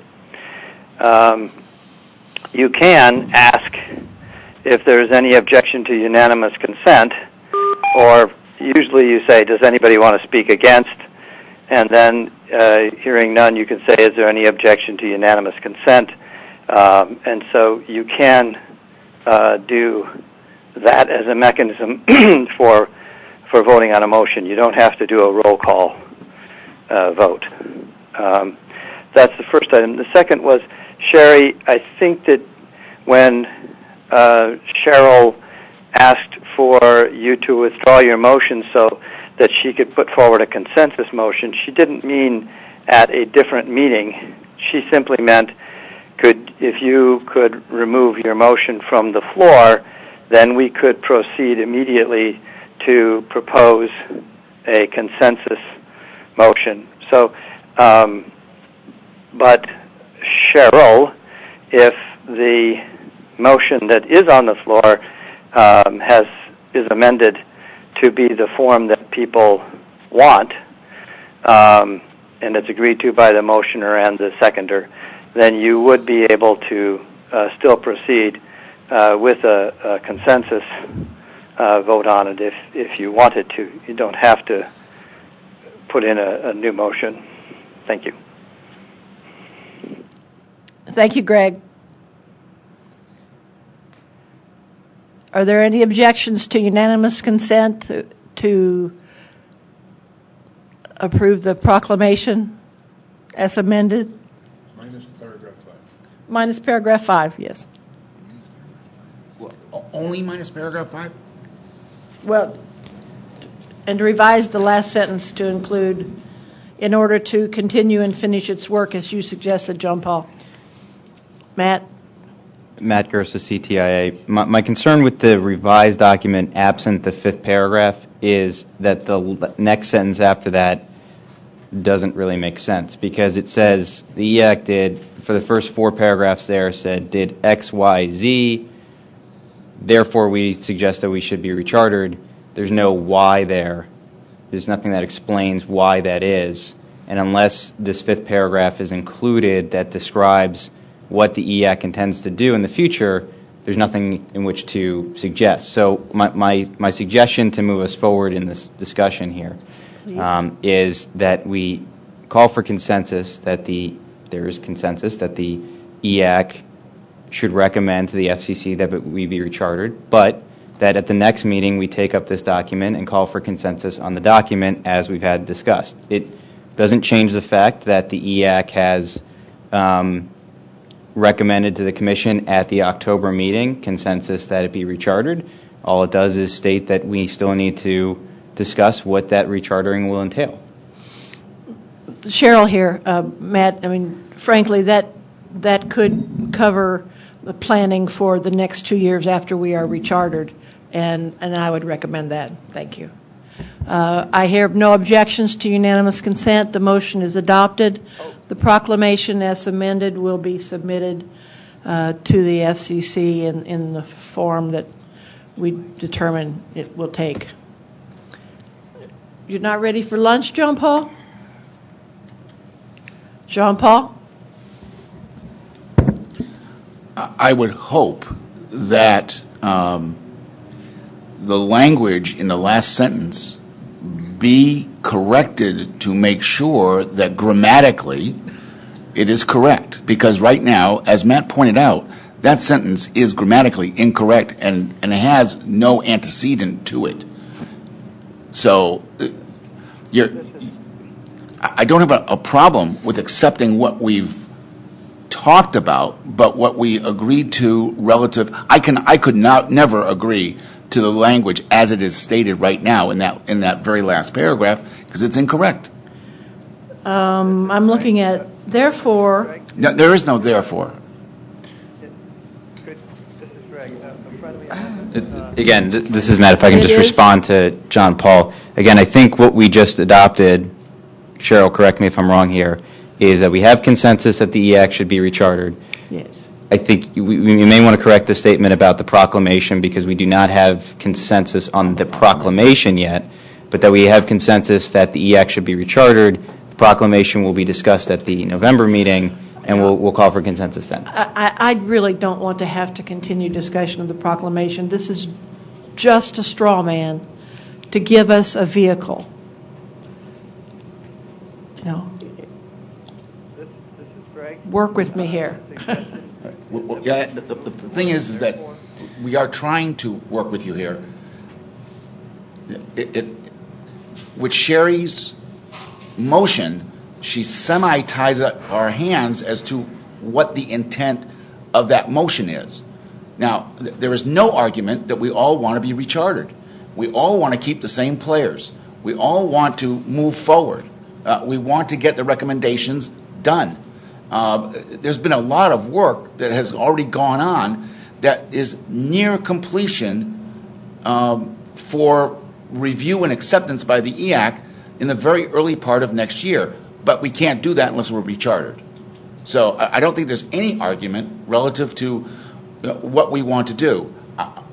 If you keep the first 4 paragraphs of if there is a requirement that we're going to need a proclamation coming out of this based on Sherry's motion, which I believe that is part of her motion, that she will not remove from the table, then paragraphs 1, 2, 3, 4, and the last sentence amended would then probably satisfy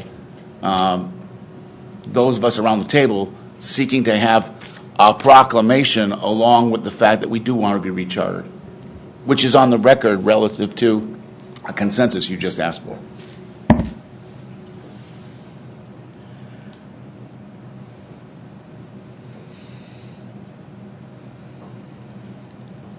Thank you for the discussion. I would like to ask if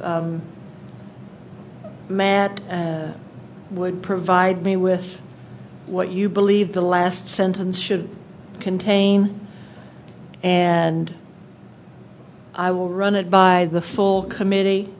Therefore, the consensus of the EAC is that the FCC should recharter the EAC in order to continue and finish its work. What else do we need to Again, I don't think that there's anything that needs to be submitted to the record other than in the meeting minutes there was consensus that the EAC be rechartered and consensus that the EAC, as it currently is constituted, will discuss what that future rechartering will look like to be discussed at the November meeting.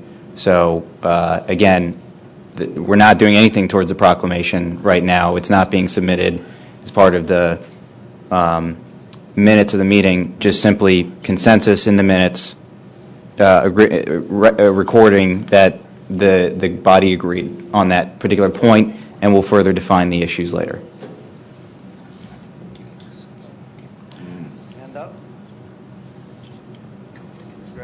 Greg, go ahead. Yes. I think there's some confusion at the end as to whether people were voting on the proclamation or the statements. I think that if you remove the word therefore, then we have both a document that says what we've been doing and the fact that it wants to go forward without having any details. And I think that meets the needs that people had to both have a statement that we wanted to move forward and not get into the details. We can then, as Matt suggested, and this can be called a proclamation of wanting to continue, because I think that's what we have. We can then, at the other meeting, talk about a separate document that would be sent up that would provide some input and advice. We aren't going to proclaim what that extension should look like anyway, because we don't get to proclaim what the mission would be. So I think it is better that we do it this way. With the proclamation is simply that we think it should be continued, and that we can then follow up later with an informative document that provides information about what some of the things that we think might be in the charter.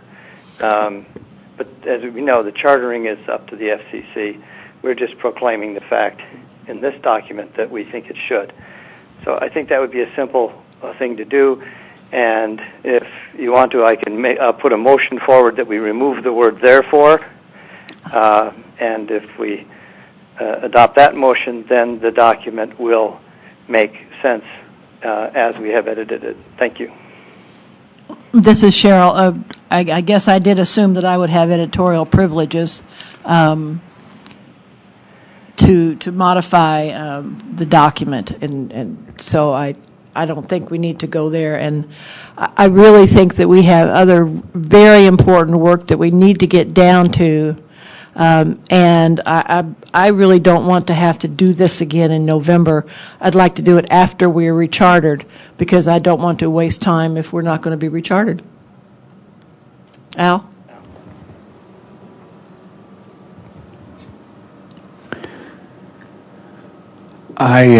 This is Al.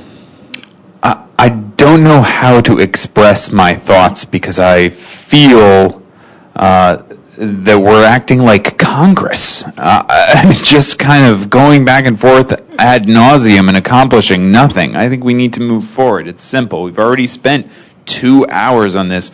We've already all agreed that we want to extend. There's some specific verbiage. I think that the FCCs can take care of the wordsmithing. I have faith in the FCC, and they can take care of it.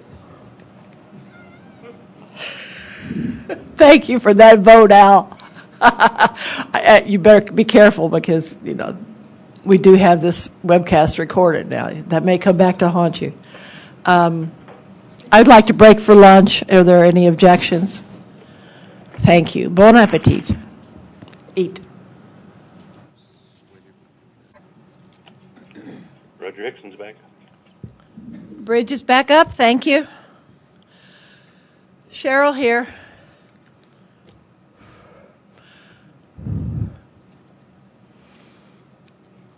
A housekeeping issue. I realized that I didn't call for approval of the minutes of the September meeting this morning when I was doing the welcome and introductions.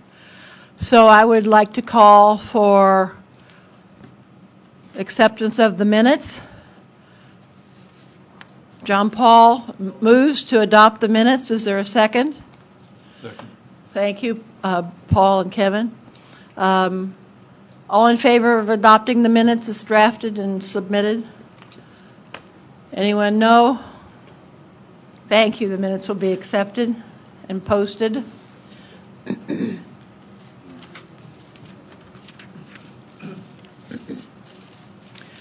And Sherry, I wanted to answer your question. I can't check the transcript until after the meeting, so to be perfectly on point with every word that I said this morning, I will have to check the transcript. So we were continuing our business, and Sherry, I believe the activity was up to you next. Okay. Would you like to withdraw your motion, as I understand it? This is Sherry. Based on my understanding,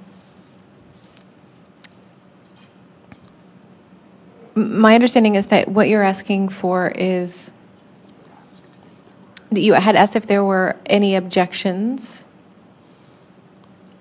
to having the FCC recertify, to recharter the EAC for an additional 2 years. So you asked if there were any objections, and there were no objections. And that was for the purpose of consensus, to make sure that we're all on the same page with the rechartering. So I think because of that, there's no need for the motion, so I therefore rescind. Okay, thank you. And we've had a request to move, to switch the last two items on our agenda. I will briefly discuss this detailed use case and other sections from 2011, and then we'll have the report from subcommittee number 1, which has the PowerPoint that you all received in the mail and have handouts in the room, and then subcommittee number 3, and then we will be able to adjourn. Okay? The discussion of the detailed use case, what I've called the takeouts, we were working on a report and order based on an outline that we created just after the survey was closed. and we had 4 sections that we had to defer finalization of in order to get the recommendations done for the December 7th, 2011 deadline to submit to the FCC, and we did. One of our 2012 subcommittees was tasked with looking at those 4 taken out sections to see about finalizing them, and the other subcommittees continued with their work, and interoperability testing, for instance, needed to continue deferring its activity until some further definition of what needed to be interoperable occurred. And so in looking at the takeouts and then participating with the subcommittee number 3, the PSAP sign language and other communications assistance, which subcommittee we will hear from after subcommittee number 1. Anyway, their document, the deliverable that they are working on, has a lot of similar material to some of the material in the taken out sections. And so that subcommittee is going to look at the takeouts to see what they might incorporate in their work product. They had the takeout sections had a lot of good material about suggested scenarios, about different people and different disabilities, and we thought that was a continuing valuable effort, and will ultimately be useful in some of the outreach and training to public safety and to the consumers, more so than the industry constituencies. But it will be valuable and important, and so that's, for instance, one of the areas that we're going to look at to possibly incorporate into some of the other subcommittees' works. Chris, did you have a comment? Chris Littlewood, go ahead.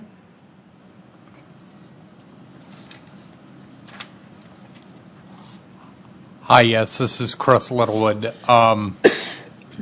Just regarding what you were saying about the takeout sections, you've helped shorten my report later this afternoon. That's a very important point, and we intend to do that. I just wanted to say that does not mean or guarantee that we will be able to absorb every bit of the takeout sections into our committee.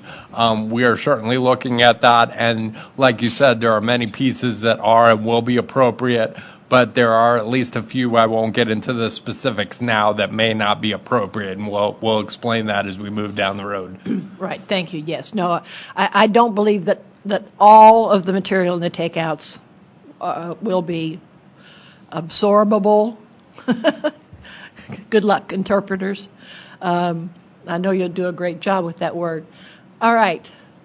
Without further ado, Brian Daly, are you ready for your show? And we need the PowerPoint up. AV staff, please and thank you. Thank you, Cheryl. On behalf of Greg and myself, I would like to give a report of the Interim Text to 911 Working Group. If we could bring up the PowerPoints. Next slide, please. This is just a refresher of what the Interim Text to 911 Subcommittee was chartered to do, looking at developing a recommendation and draft language for the full committee with regard to pre-NG 911 mobile text to 911 solutions. As you may recall, last month we did present the draft recommendations and findings of each of the 4 sub-teams that we have created within the subcommittee, and we are going to continue proceeding work, and I'll highlight the status update of that work. Next slide. The assumptions, again, just for reference, are similar to what we've had before, or identical to what we presented before, that first, using any number besides 911 creates a problem that the user will probably never remember it, and the short-term solution should not necessarily be the subject of all the requirements of either voice 911 calls or long-term solutions, and the FCC should work with consumers and industry to secure any needed liability protection. Next slide. These are the further assumptions that I won't go through in detail, but they're available on the slides. Next slide. To reference the architecture we've been working with and also reflects the breakout into the sub-teams, on the left side of this chart we have the user and user device. The next step is the originating network. The next step is the transport network with associated gateways and databases. And then finally, on the far right is the public safety answering points, or PSAPs themselves. These represent the 4 teams, sub-teams that were created under the subcommittee to address those specific areas. Next slide.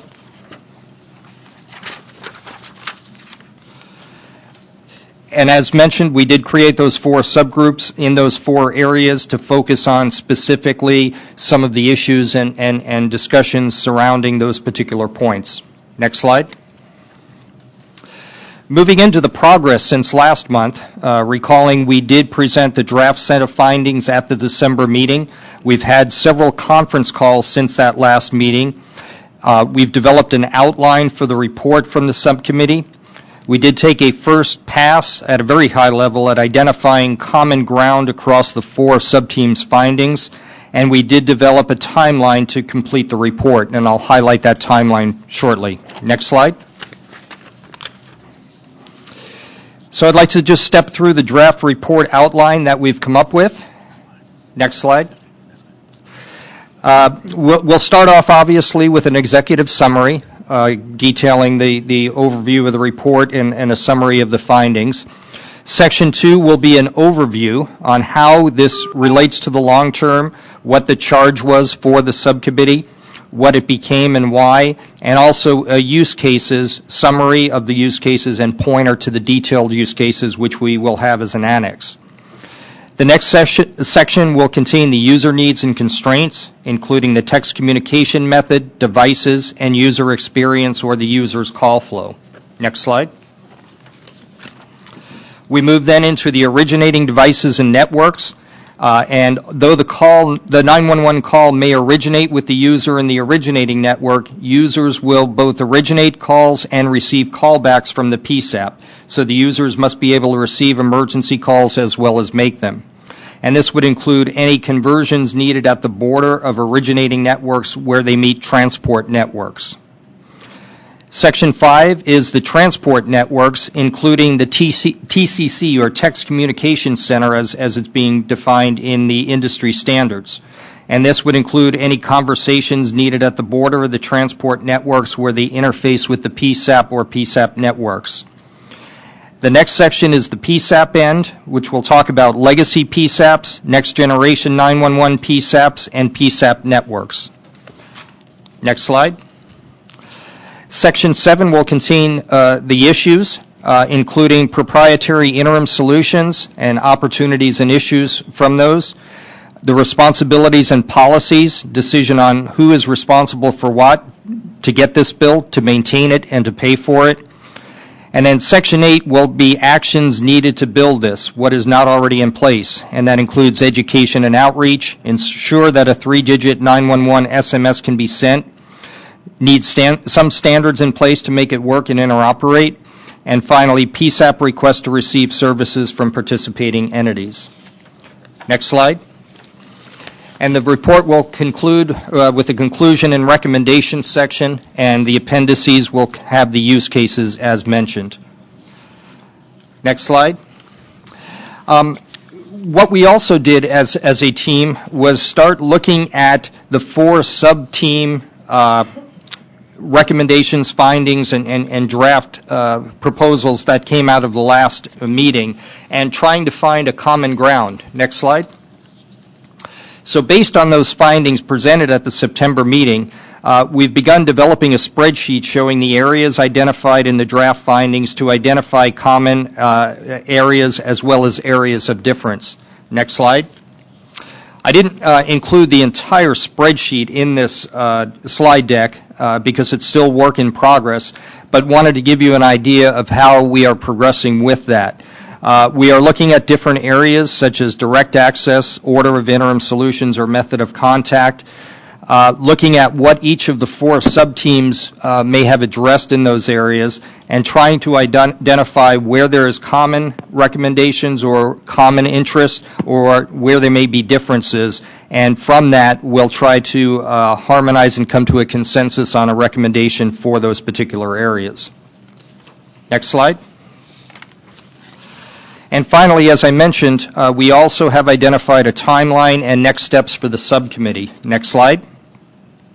This timeline goes into detail of specific activities and deliverables with start and end dates, responsibilities, as well as deliverables identified and when they will be delivered. As shown on here, leading up to the presentation of any results to date at the EAC full committee meeting is number 3 in the middle of the screen. That's what's being presented today. We are forming a drafting team to start on a draft of the recommendations document that we will produce, and those will be go through an iterative process to debate the issue, come to consensus, evaluate options, and bring to the full subcommittee for discussion. Next slide. The current timeline has our report draft finalized on November 5th. Which we will submit it to the EAC for review and comment at the November meeting. We would ask for comments back to the subcommittee for discussion from the full committee by the 26th of November. We'll resolve any comments and prepare and approve the final report for the December meeting. And then finally address any comments from the final report and have the final report discussion in January. Next slide. So the way ahead is we are going to gain consensus on each of the subgroup recommendations as it prepares the final report and recommendations. Each subgroup will finalize draft conclusions and recommendations, and those similar recommendations across subgroups will be consolidated into a single overall recommendation. And the goal, again, is to present at the December meeting the final interim text to 911 subcommittee report. That concludes, Cheryl. Thank you, Brian. Is there any action, Brian, that, this is Cheryl again, is there any action that you would like the members who are not members of your subcommittee to accomplish for you at this time, or is it still basically at the subcommittee level? Yes, it's still basically at the subcommittee level. At the November meeting, we'll have the draft report, which we'll present to the full committee, and then at that point, we'll be asking for feedback. Okay, very good. Thank you. Chris Littlewood, report from subcommittee. John Paul?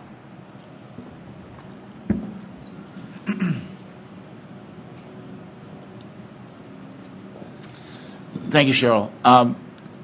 Brian, given the nature of the report, and it's given the fact that it's going to have a lot of technical terminology in there, was there any intention of maybe adding like a glossary as another appendix to the report, so everybody at least would be, understanding what how a term is being defined by the subgroup?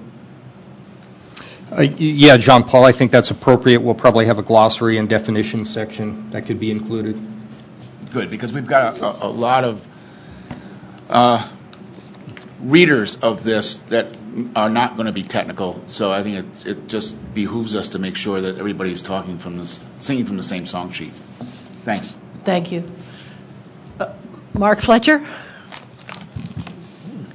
You really don't want us to get out of here early, do you? Just a quick comment. Okay. I would recommend also making a reference to the Nina Master glossary with a hyperlink in that. Okay, thank you. Good idea. Chris Littlewood, for your and Donna Platt's report on Subcommittee 3. Okay, first, thank you to Brian for setting the pace for the afternoon, and hopefully I'm able to follow with our accommodation providers in mind, and hoping that they're able to keep up without their arms falling off. So, getting right into it, we distributed a early stage draft at the last meeting for the Emergency Video Sign Language and Communication Assistance Services Subcommittee. And I just want to reiterate that it is still a draft at this point, and that we hope to be able to share a draft with the entire committee as early as next week, just at least for the purpose of getting feedback from additional members of the full committee. I had set for our subcommittee a deadline of today for additional feedback on the draft as it has existed after the subcommittee teleconference that we had on Wednesday.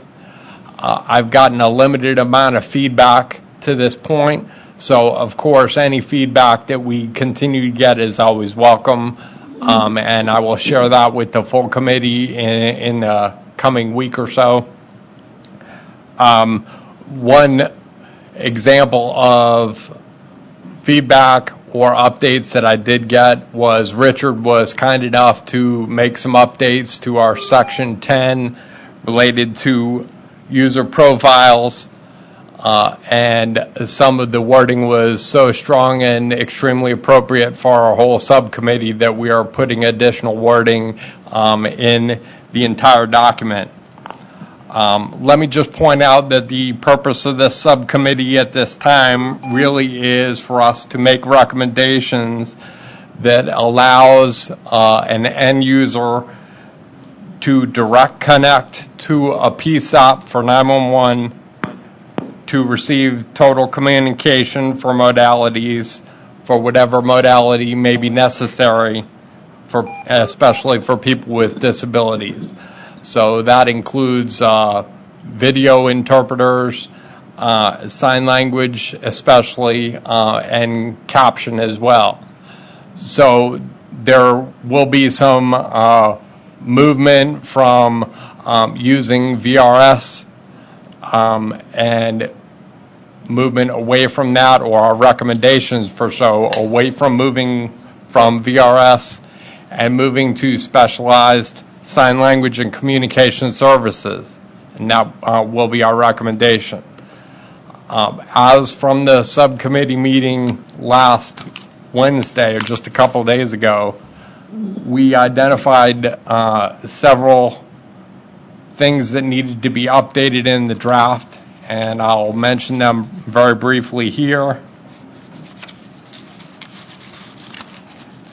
First one, and a very important one, which I just kind of mentioned, is the ability for an end user to make a direct connect from the end user to a PSAP, no matter what type of device they're using. So if a person is using a video phone or a caption telephone, they're able to make a direct connect to the PSAP. That was one of the things that Cheryl pointed out in the subcommittee meeting that people said as a result of our survey that they wanted to see happen. And there still is the issue of training and things like implementation and how that will happen in the timeline, and that was also brought up by Christian at the subcommittee meeting Wednesday, and of course a very important issue that we will continue to address. Again, being that the way things are done now, for if somebody's using a video phone or another communication assistance device, calling 911, what the timeline will be for implementation, transitioning from VRS to specialized sign language and communication services direct from the PSAP or direct to the PSAP. Cheryl already mentioned about the items that we have seen in the takeout section related to additional scenarios on how things happen currently and how they will be achieved when emergency video sign language and communication assistance services is implemented, if that does happen. and many of these takeout sections will be appropriate to be added to our subcommittee's recommendations, and we will continue to work on that. Another big issue that's recently come out in our subcommittee issue is with the Direct Connect, the location identification and use with mobile devices of the various modalities, and making sure that the location can be determined of the end user by GPS or otherwise. An additional point for clarification that we will be continuing to work on is with specialized sign language and communication services, the call centers. There will be need for multiple call centers for direct connect to the PSAP, and how exactly we will recommend that needs to work. Like I said, we have received some updates to the language in the draft that exists today, and we hope to be able to share an updated draft with the entire committee sometime in the very near future.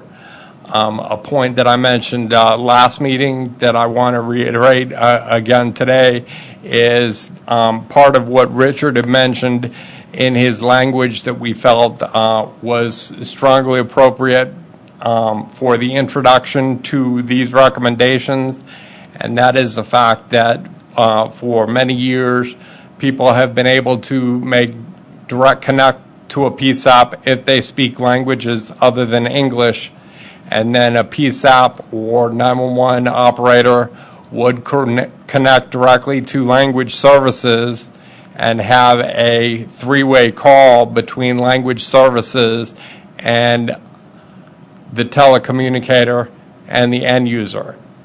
And the goal of this committee is to establish something similar that needs to happen here.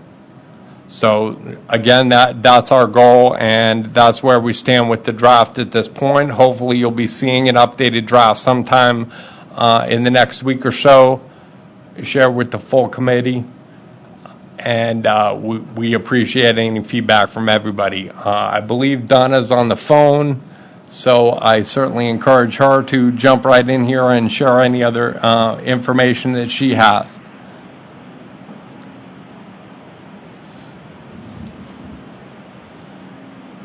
Thank you, Chris. Donna, do you have anything to add? We have a couple of questions around the table.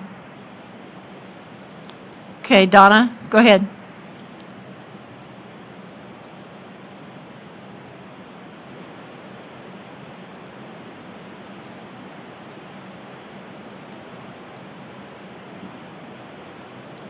Yes. This is Donna. Everything that Chris said is correct. I just wanted to add that for deaf, deafblind, hard of hearing, and late deafened people, as well as people with speech disabilities. Let me make sure I've got my video. Okay.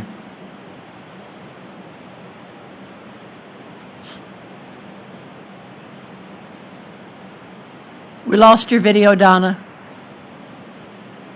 Richard said, gosh darn it.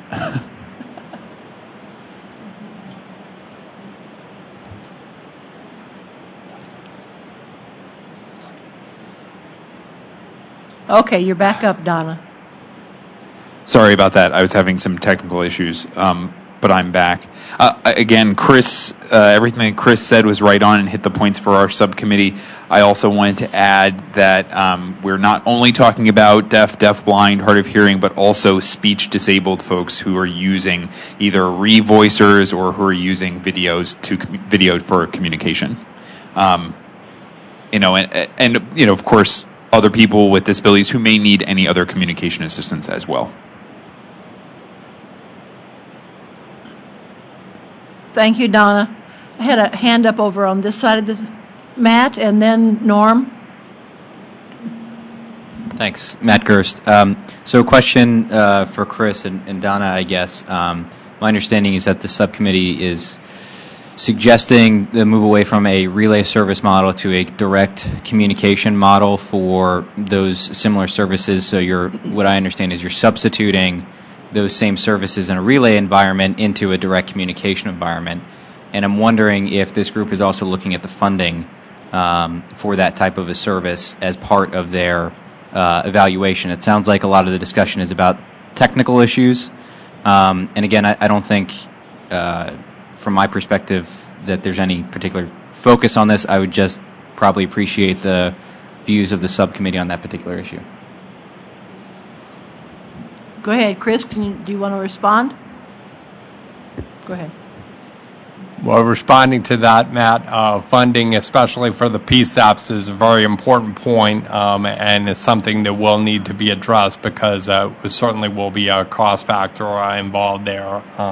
But we have yet to address that particular issue. But yes, that's very important. I'm going to include that.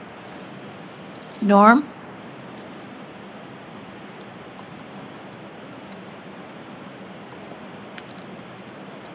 Sorry, Donna also wanted to say something. Oh, okay. Donna? Go ahead, Donna.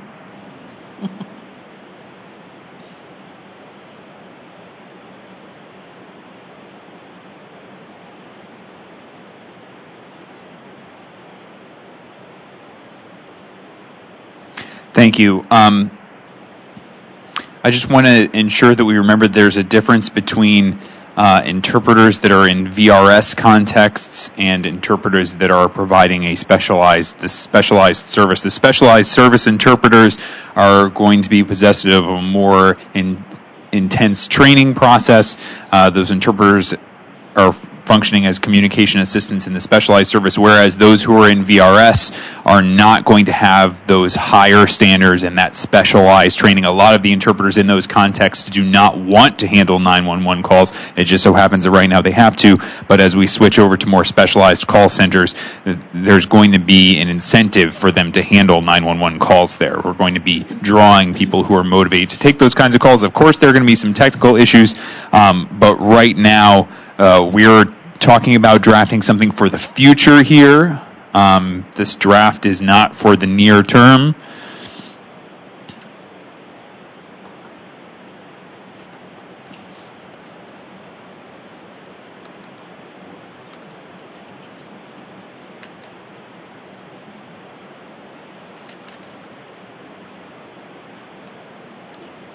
Is Donna done? Do we move to Norma now?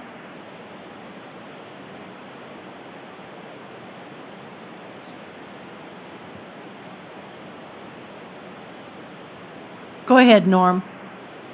If Donna needs to break back in, we'll wait for her.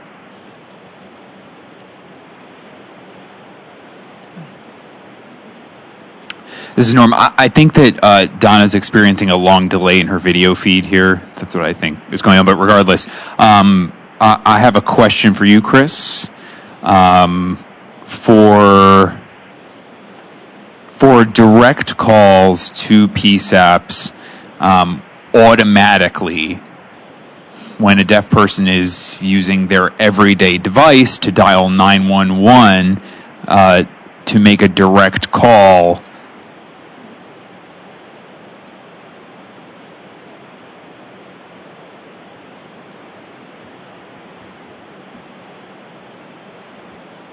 sorry, there's some confusion here.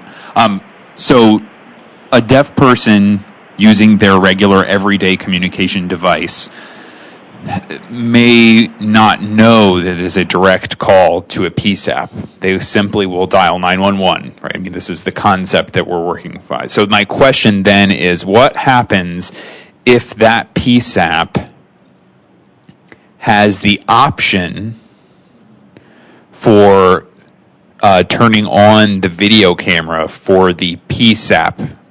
They decide they don't want to use the camera there. Is it then black video from their end? So if the user, who is not familiar with the service, sees a blank video screen on their end when they make that call, not knowing that they are eventually going to be rerouted, the requirement then should be that the PSAPs must have their camera on, or they must have a screen rather than being blank that displays hold while your call is being connected. Is that included in your plan, Chris? I mean, because you will see deaf users will hang up if they call a PSAP and then they get just a black screen with no video on it. Okay, thank you very much. Very important, as Christian mentioned earlier in the week in our last meeting, is the transition period for PSAPs to understand what's going to happen. And I'm sorry, this is Chris Littlewood speaking again. It's very important for people to understand that there will be a transition period involved for PSAPs receiving 911 calls from people using various communication modalities and what's going to happen in that transition period. With regard to video phones, I can only speak to my own experiences, but basically a 911 call would be a point-to-point call in the future. So when I make a call to 911, the first thing I would see is the PSAP telecommunicator, and I would see somebody in the dispatch center right away.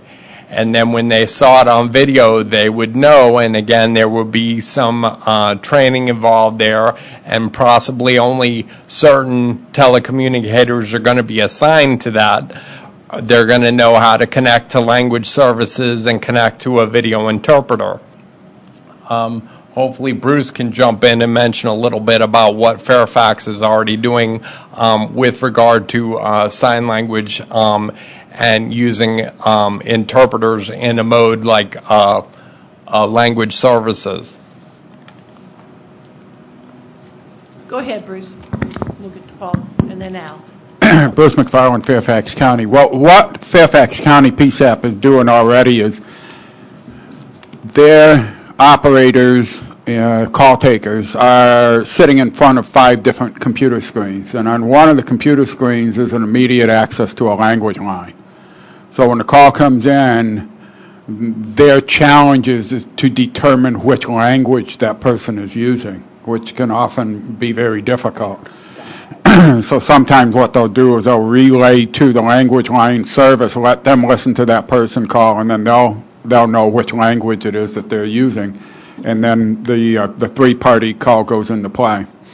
As it stands right now, we're not using sign. To the best of my knowledge, they're not using sign language or any kind of relay service along those lines. Again, this is part of the transition that's going to be going on.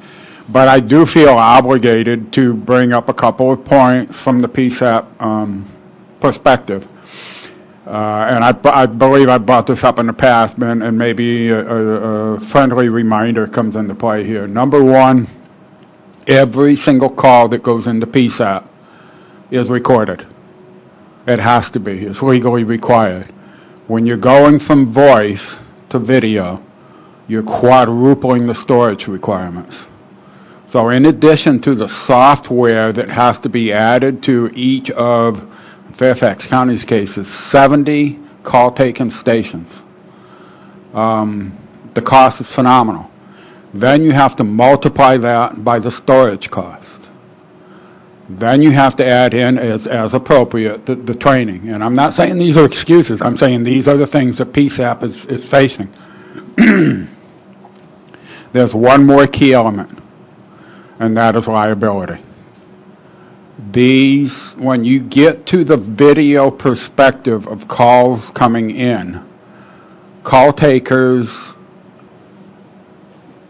are still legally responsible for saying, yes, this is a call that I have received, yes, this is a call that I responded to. When you get to the video aspect, they are now an eyewitness, which takes on a whole new dimension for their employment and their perspective of what's going on, especially if you have a call taker that is at the scene of, say, a crime and the criminal is there in the background, per se. So these are additional issues from a PSAP perspective that obviously they're going to have to address, because yes, we all want the equality of for the whole community to have access to 911. There's absolutely no debate, and my conversations with the administrators in Fairfax 911 is they're absolutely in agreement with it.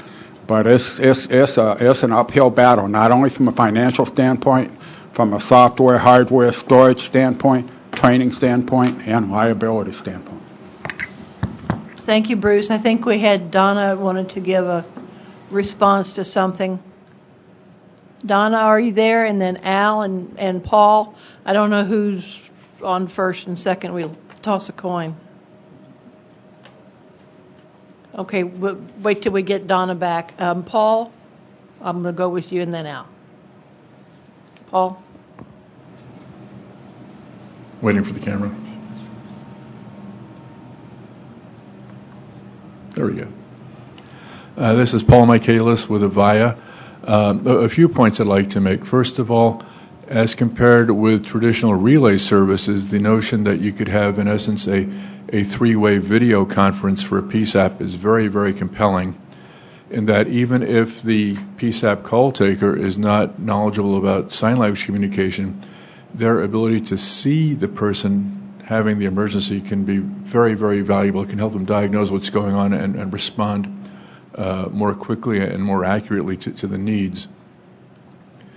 The other thing I'd like to mention,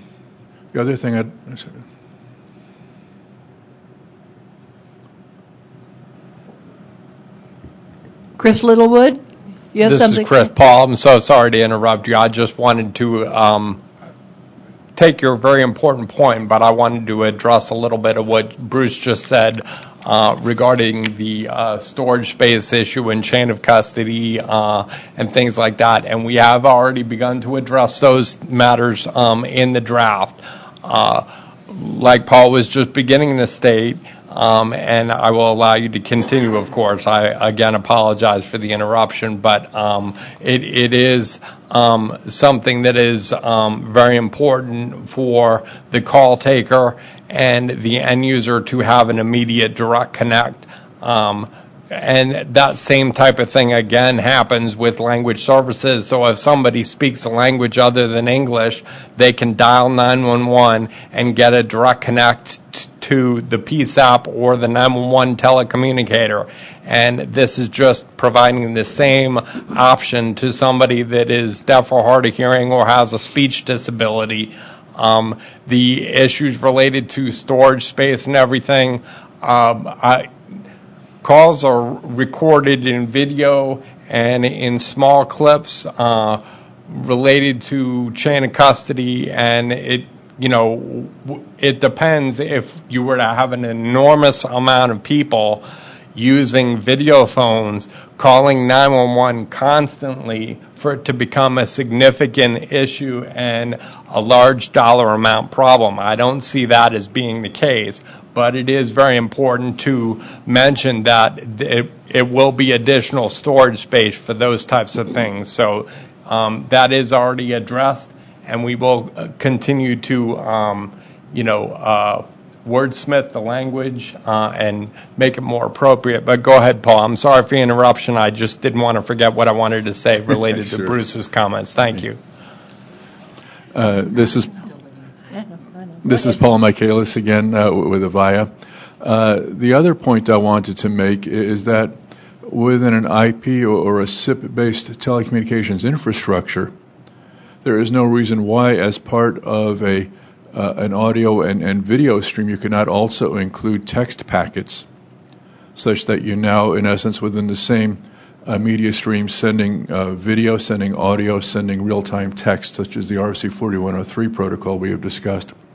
And I was just going to mention this real-time text capability as a very beneficial potential adjunct to the video capabilities, such that you would now have at least a way to communicate with the sign language user when they first call in, a way to communicate initially until you're able to get the video interpreter on the line.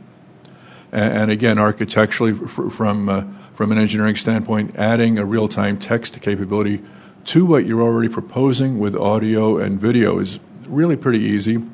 With regard to the storage requirements that you mentioned, real-time text takes up a lot less space than recording the video. Thank you. We have Donna back, and then Al, I promise. Donna Platt, go ahead.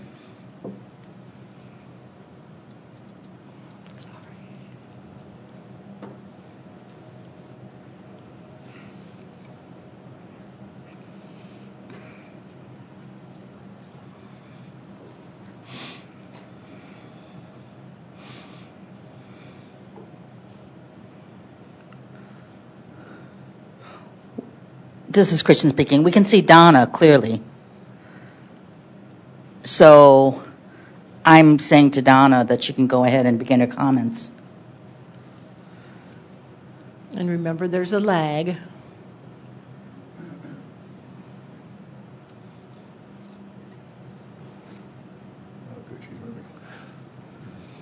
thought the screen was frozen for me.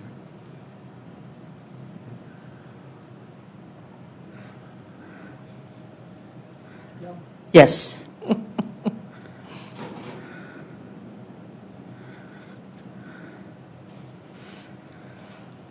Okay, let me go ahead with my comments then. This is Donna. Anyway, there are several points I wanted to mention.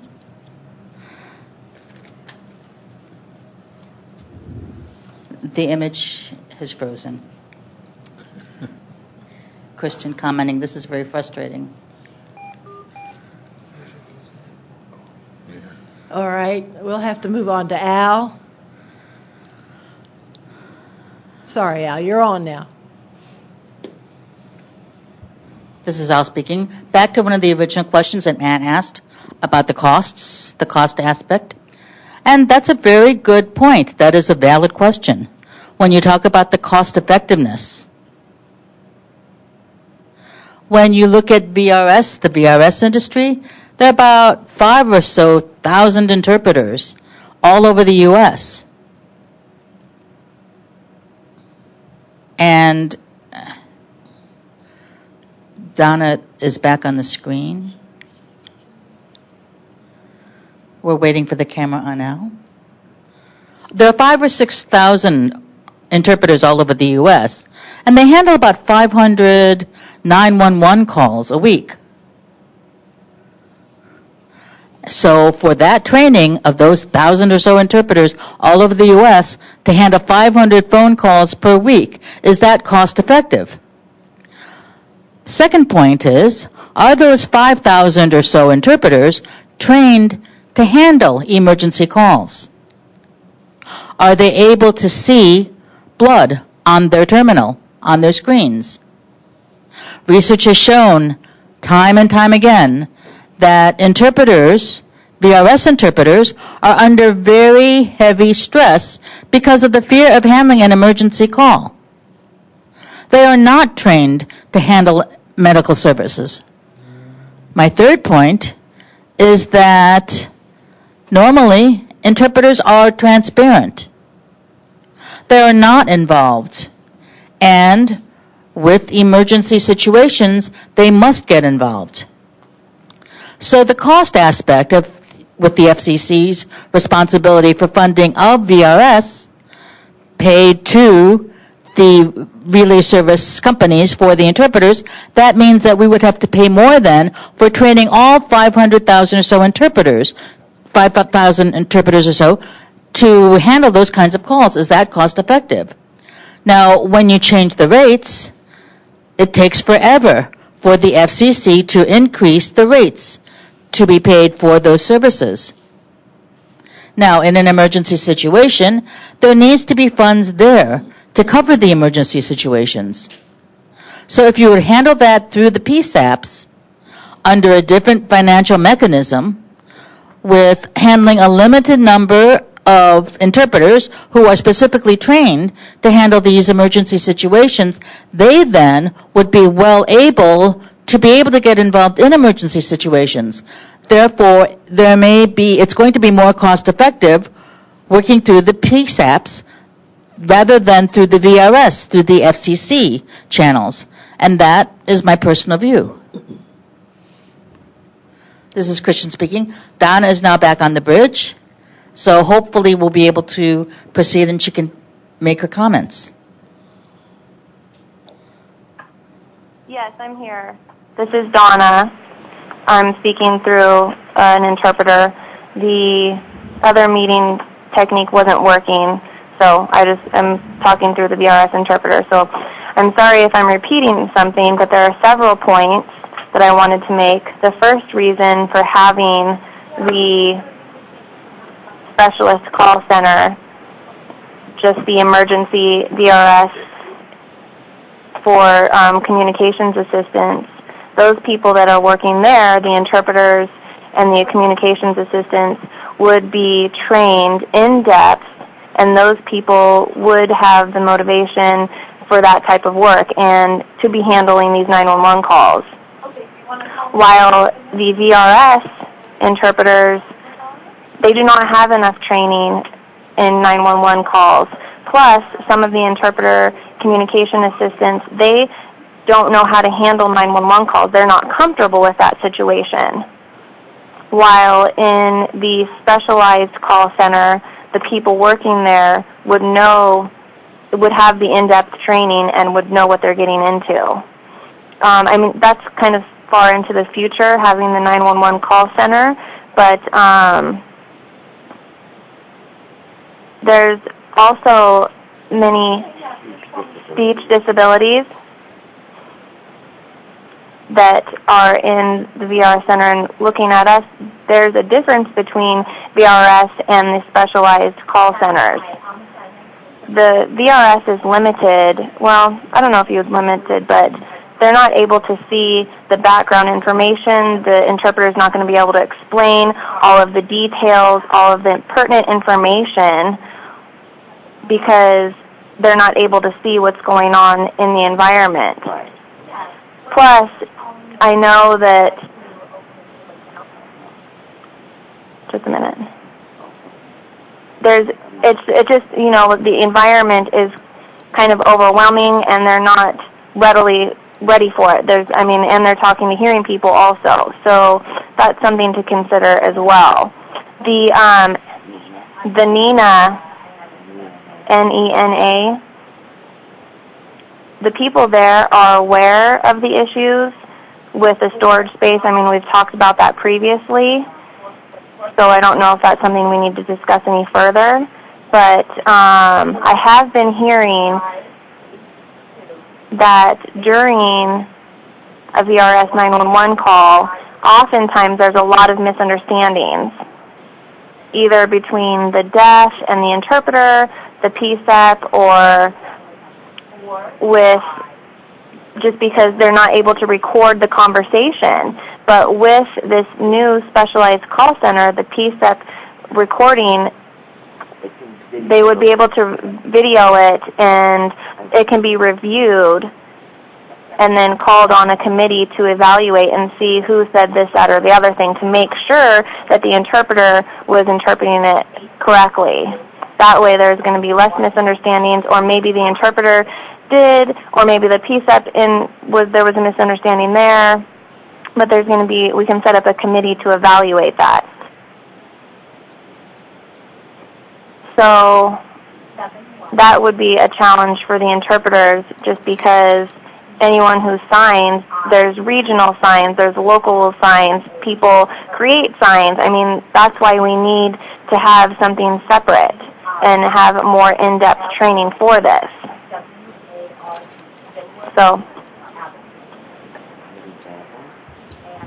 Thank you, Donna. Al? This is Al. There was mention made about the VRS getting paid based on the number of minutes, and that calls are handled. And from what I'm hearing, from time to time, interpreters get involved in emergency situations within VRS, the VRS setting, and there are emotions involved. For example, there was a deaf mother who was on VRS with a baby, in a 911 situation, and during the phone call, the baby died. And the administrator told the interpreter to hang up and go on to the next call. That is inhuman, because the interpreter became emotionally involved and could not take a break from the work, because in taking a break, that the VRS would lose minutes from which to pay the interpreter, since the VRS company was getting paid by minute. So the industry is pushing the interpreter to continue interpreting regardless of what that interpreter as a person is going through. So if we had interpreter services through the PSAP where there is emotional support, we would not have to worry about getting reimbursed by the minute. And that's another factor. I think we've got quite a long list of reasons to support that, and that is just one of many reasons. Chris Littlewood. This is Chris. Very, very important points. Thank you very much for bringing both of them up. With regard to the stress of the interpreter in a situation, that is often vicarious trauma where the interpreter gets involved in the situation. And in my opinion, quite possibly it is very important to have an interpreter outside of the role of actually interpreting, but maybe giving their opinion of what we need to do for the implementation of these recommendations. And that might be something to be considered for the future. Also, I thought the point was excellent related to the cost effectiveness of training and training the thousands of interpreters around the country to handle 911 calls. The bigger concern for me is, of those thousands of interpreters, how many actually handle a 911 call at all, or more than just a few. So in general, most interpreters, as they are now, are not prepared to handle an emergency type situation. And so it should be a specialized group that handles these type of calls. As Donna mentioned before, we are looking at additional modalities like caption for people that are deaf or hard of hearing that do not use sign language, or also people with speech disabilities, and how those types of things would be handled. Obviously, as Paul mentioned before, real-time text, and text is certainly a smaller amount of storage space when you think about handling text information at the PSAP level instead of video, but that's something that we're considering as well. Thank you, Chris. Bruce? Bruce McFarland, Fairfax County. Just as a point of interest, at least 3, sometimes 4 times a year, Fairfax County puts out a possession announcement for their call takers. We get hundreds of applications. By the time we get done through the 12-week training program, and this is just for call takers, less than 20% of the people make it through training. So this isn't a given that all of these thousands of interpreters are going to be able to pass this kind of stuff. It is a tremendous responsibility, strain, whatever, psychological testing, things like that people have to go through because of the diversity of calls that come through. Less than 20% of the people that get into the program survive the training. So it's just a point people need to take into consideration when they're looking at this kind of training. Al speaking, that's a very good point, and it's something that all interpreters would have. Mark and then Bob? Okay.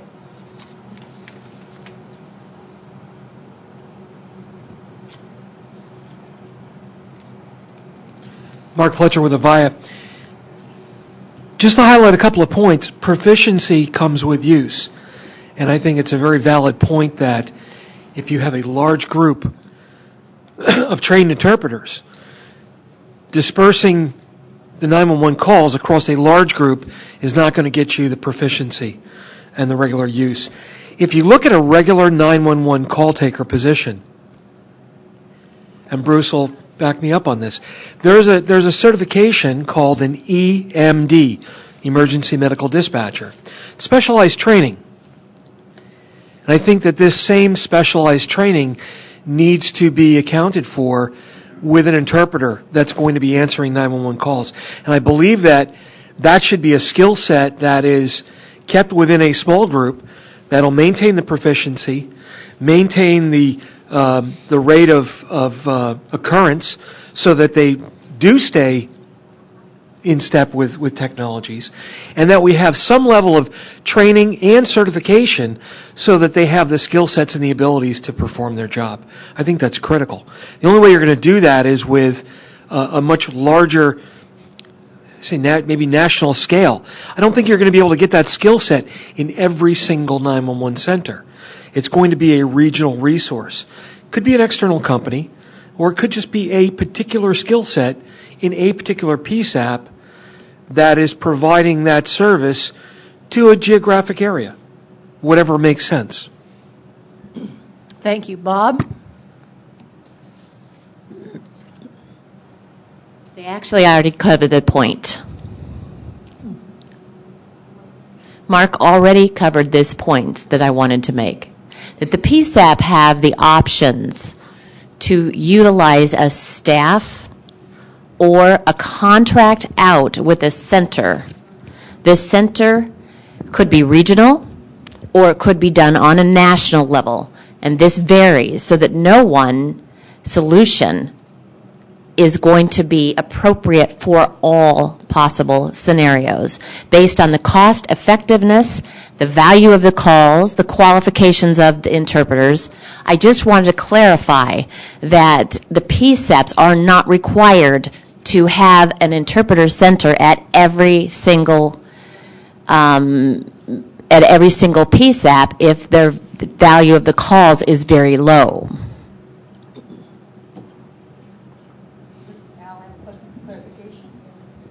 Yes, thank you. Go ahead, Al.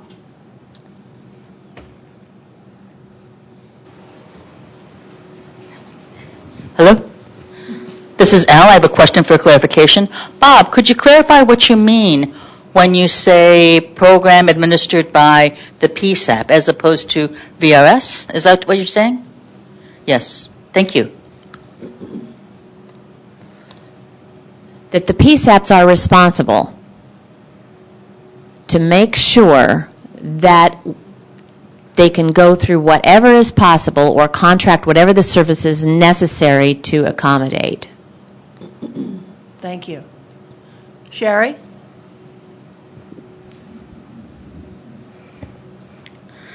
This is Sherry. I may be the only one. Let me wait for the camera. Hold on just a second. This is Donna. I may be the only one who does not agree with my fellow members sitting on the side of the table, because I run interpreting as part of my agency, and I experience daily the shortage of interpreters. There aren't enough interpreters out there in the community. There are not enough interpreters for the educational programs. There are not enough interpreters for community colleges and universities. There are not enough interpreters in the VRS settings. So the theme is there. There are just not enough interpreters. Do interpreters grow on trees, as hearing people do? No, they don't. So if you take that into consideration, I want to make sure, as Chris mentioned, that the process of the call is important, that people have to understand the process. And with VRS, what ties us up when we make our phone call, when I make a call to a hearing person, is that I need to know your phone number, and it might be that my phone number might identify me as a deaf person, and that call number is in the database, at a national database, the national database of numbers, and there might be other phone numbers as well involved. But I'm going to be identified according to the number, and it's going to be automatically tied into me in a VRS setting when the call is made. So if I were to call you, the system identifies your phone number, as a hearing caller. And that, to me, is equivalent to calling 911, where you're identified as a 911 caller who is making a special 911 call or whatever. But that is the system as it's currently set up, regardless of how or whether it's a special center that is handling the call, who is providing the interpretation, whatever it is. But we need to make sure that the process is understood, that it all starts with my phone number or with the phone number. Thank you. Christian? I'd like to respond to that as well. I think that we all agree on the ultimate goal is that when we call 911, our experience will be equivalent to hearing callers connecting to 911, so that we would automatically be connected to an interpreter to facilitate our communication. I do want to mention, however, that right now, how the technology is going to look, we can't say, because there's a gap. The NENA I3 standards, we have to work to figure out how that is going to happen. But yes, that is ultimately the goal that we are looking towards. Second, you had said it doesn't matter if it's a VRS company that's providing the interpreter or if it's a specialized center. If you remember, I think that we talked about the concept of having a pool of trained interpreters who are there to handle emergency calls. Exactly how that would be administered, we don't know. But we agree on the concept of having a pool of specific qualified interpreters to handle that. Al? Al here. I understand where Sherry is coming from. And my friends can disagree and can still remain friends. Is that correct? Sherry speaking. Always.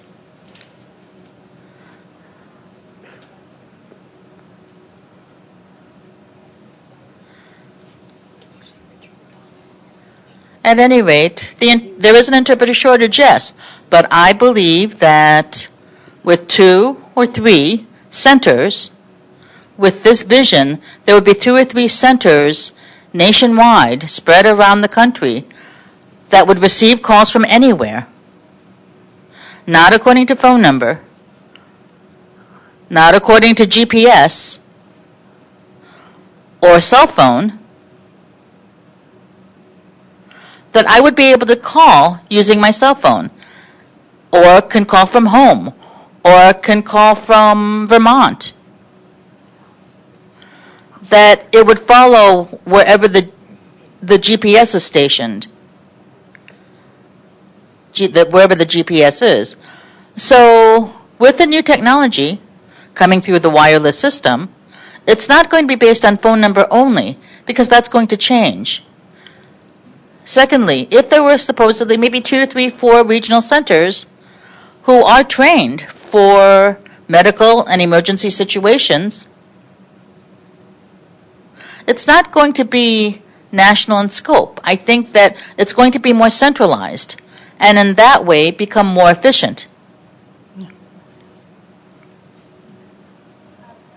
Done. Mark? Mark Fletcher with Avaya. Just to further on Christian's point, in the NENA I3 specification, version 2 is currently being finalized. In the version 2, there is specifically a information bit that is reserved for language. There's no reason why that couldn't be used for VRS as a language. Not VRS as a language, but ASL. ASL as language. Thank you. Mm-hmm. All right, thank you. All right, excellent discussion. If we can wrap it up, I would like to call for public comment. I think that we have some opportunity to hear from the public. Did you want to speak, Ray? No? You're taken care of? All right, thank you. Sherry?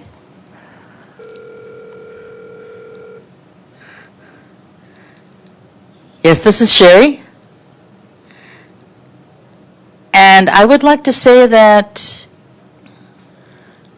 I think it's important when we think about all the work that we've done and are doing, that probably the most important thing that we are doing is making sure that when we finish, we have this.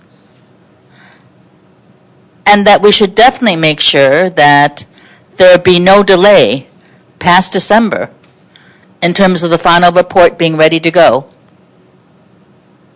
And I just wanted to emphasize that we cannot afford to wait.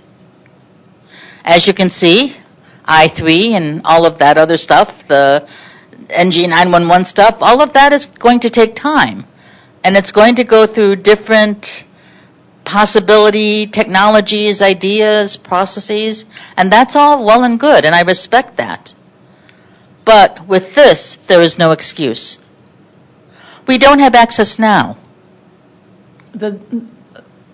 By saying this, are you referring to text to 911, SMS, or another text? I'm referring to SMS, text to 911. Okay. All right. Yes. Thank you. Just to clarify. All right. That report needs to proceed quickly. Okay. Thank you. We do have an opportunity to get out a little early here today. Is there any other business that needs to be addressed today? If not, ask for a motion to adjourn. Oh, Bruce? Go ahead. Thank you. The emergency management is coming out on me. There is a freeze warning tonight, folks. So as you travel tonight, temperatures are supposed to get down into the 20s tonight in the Washington metro area.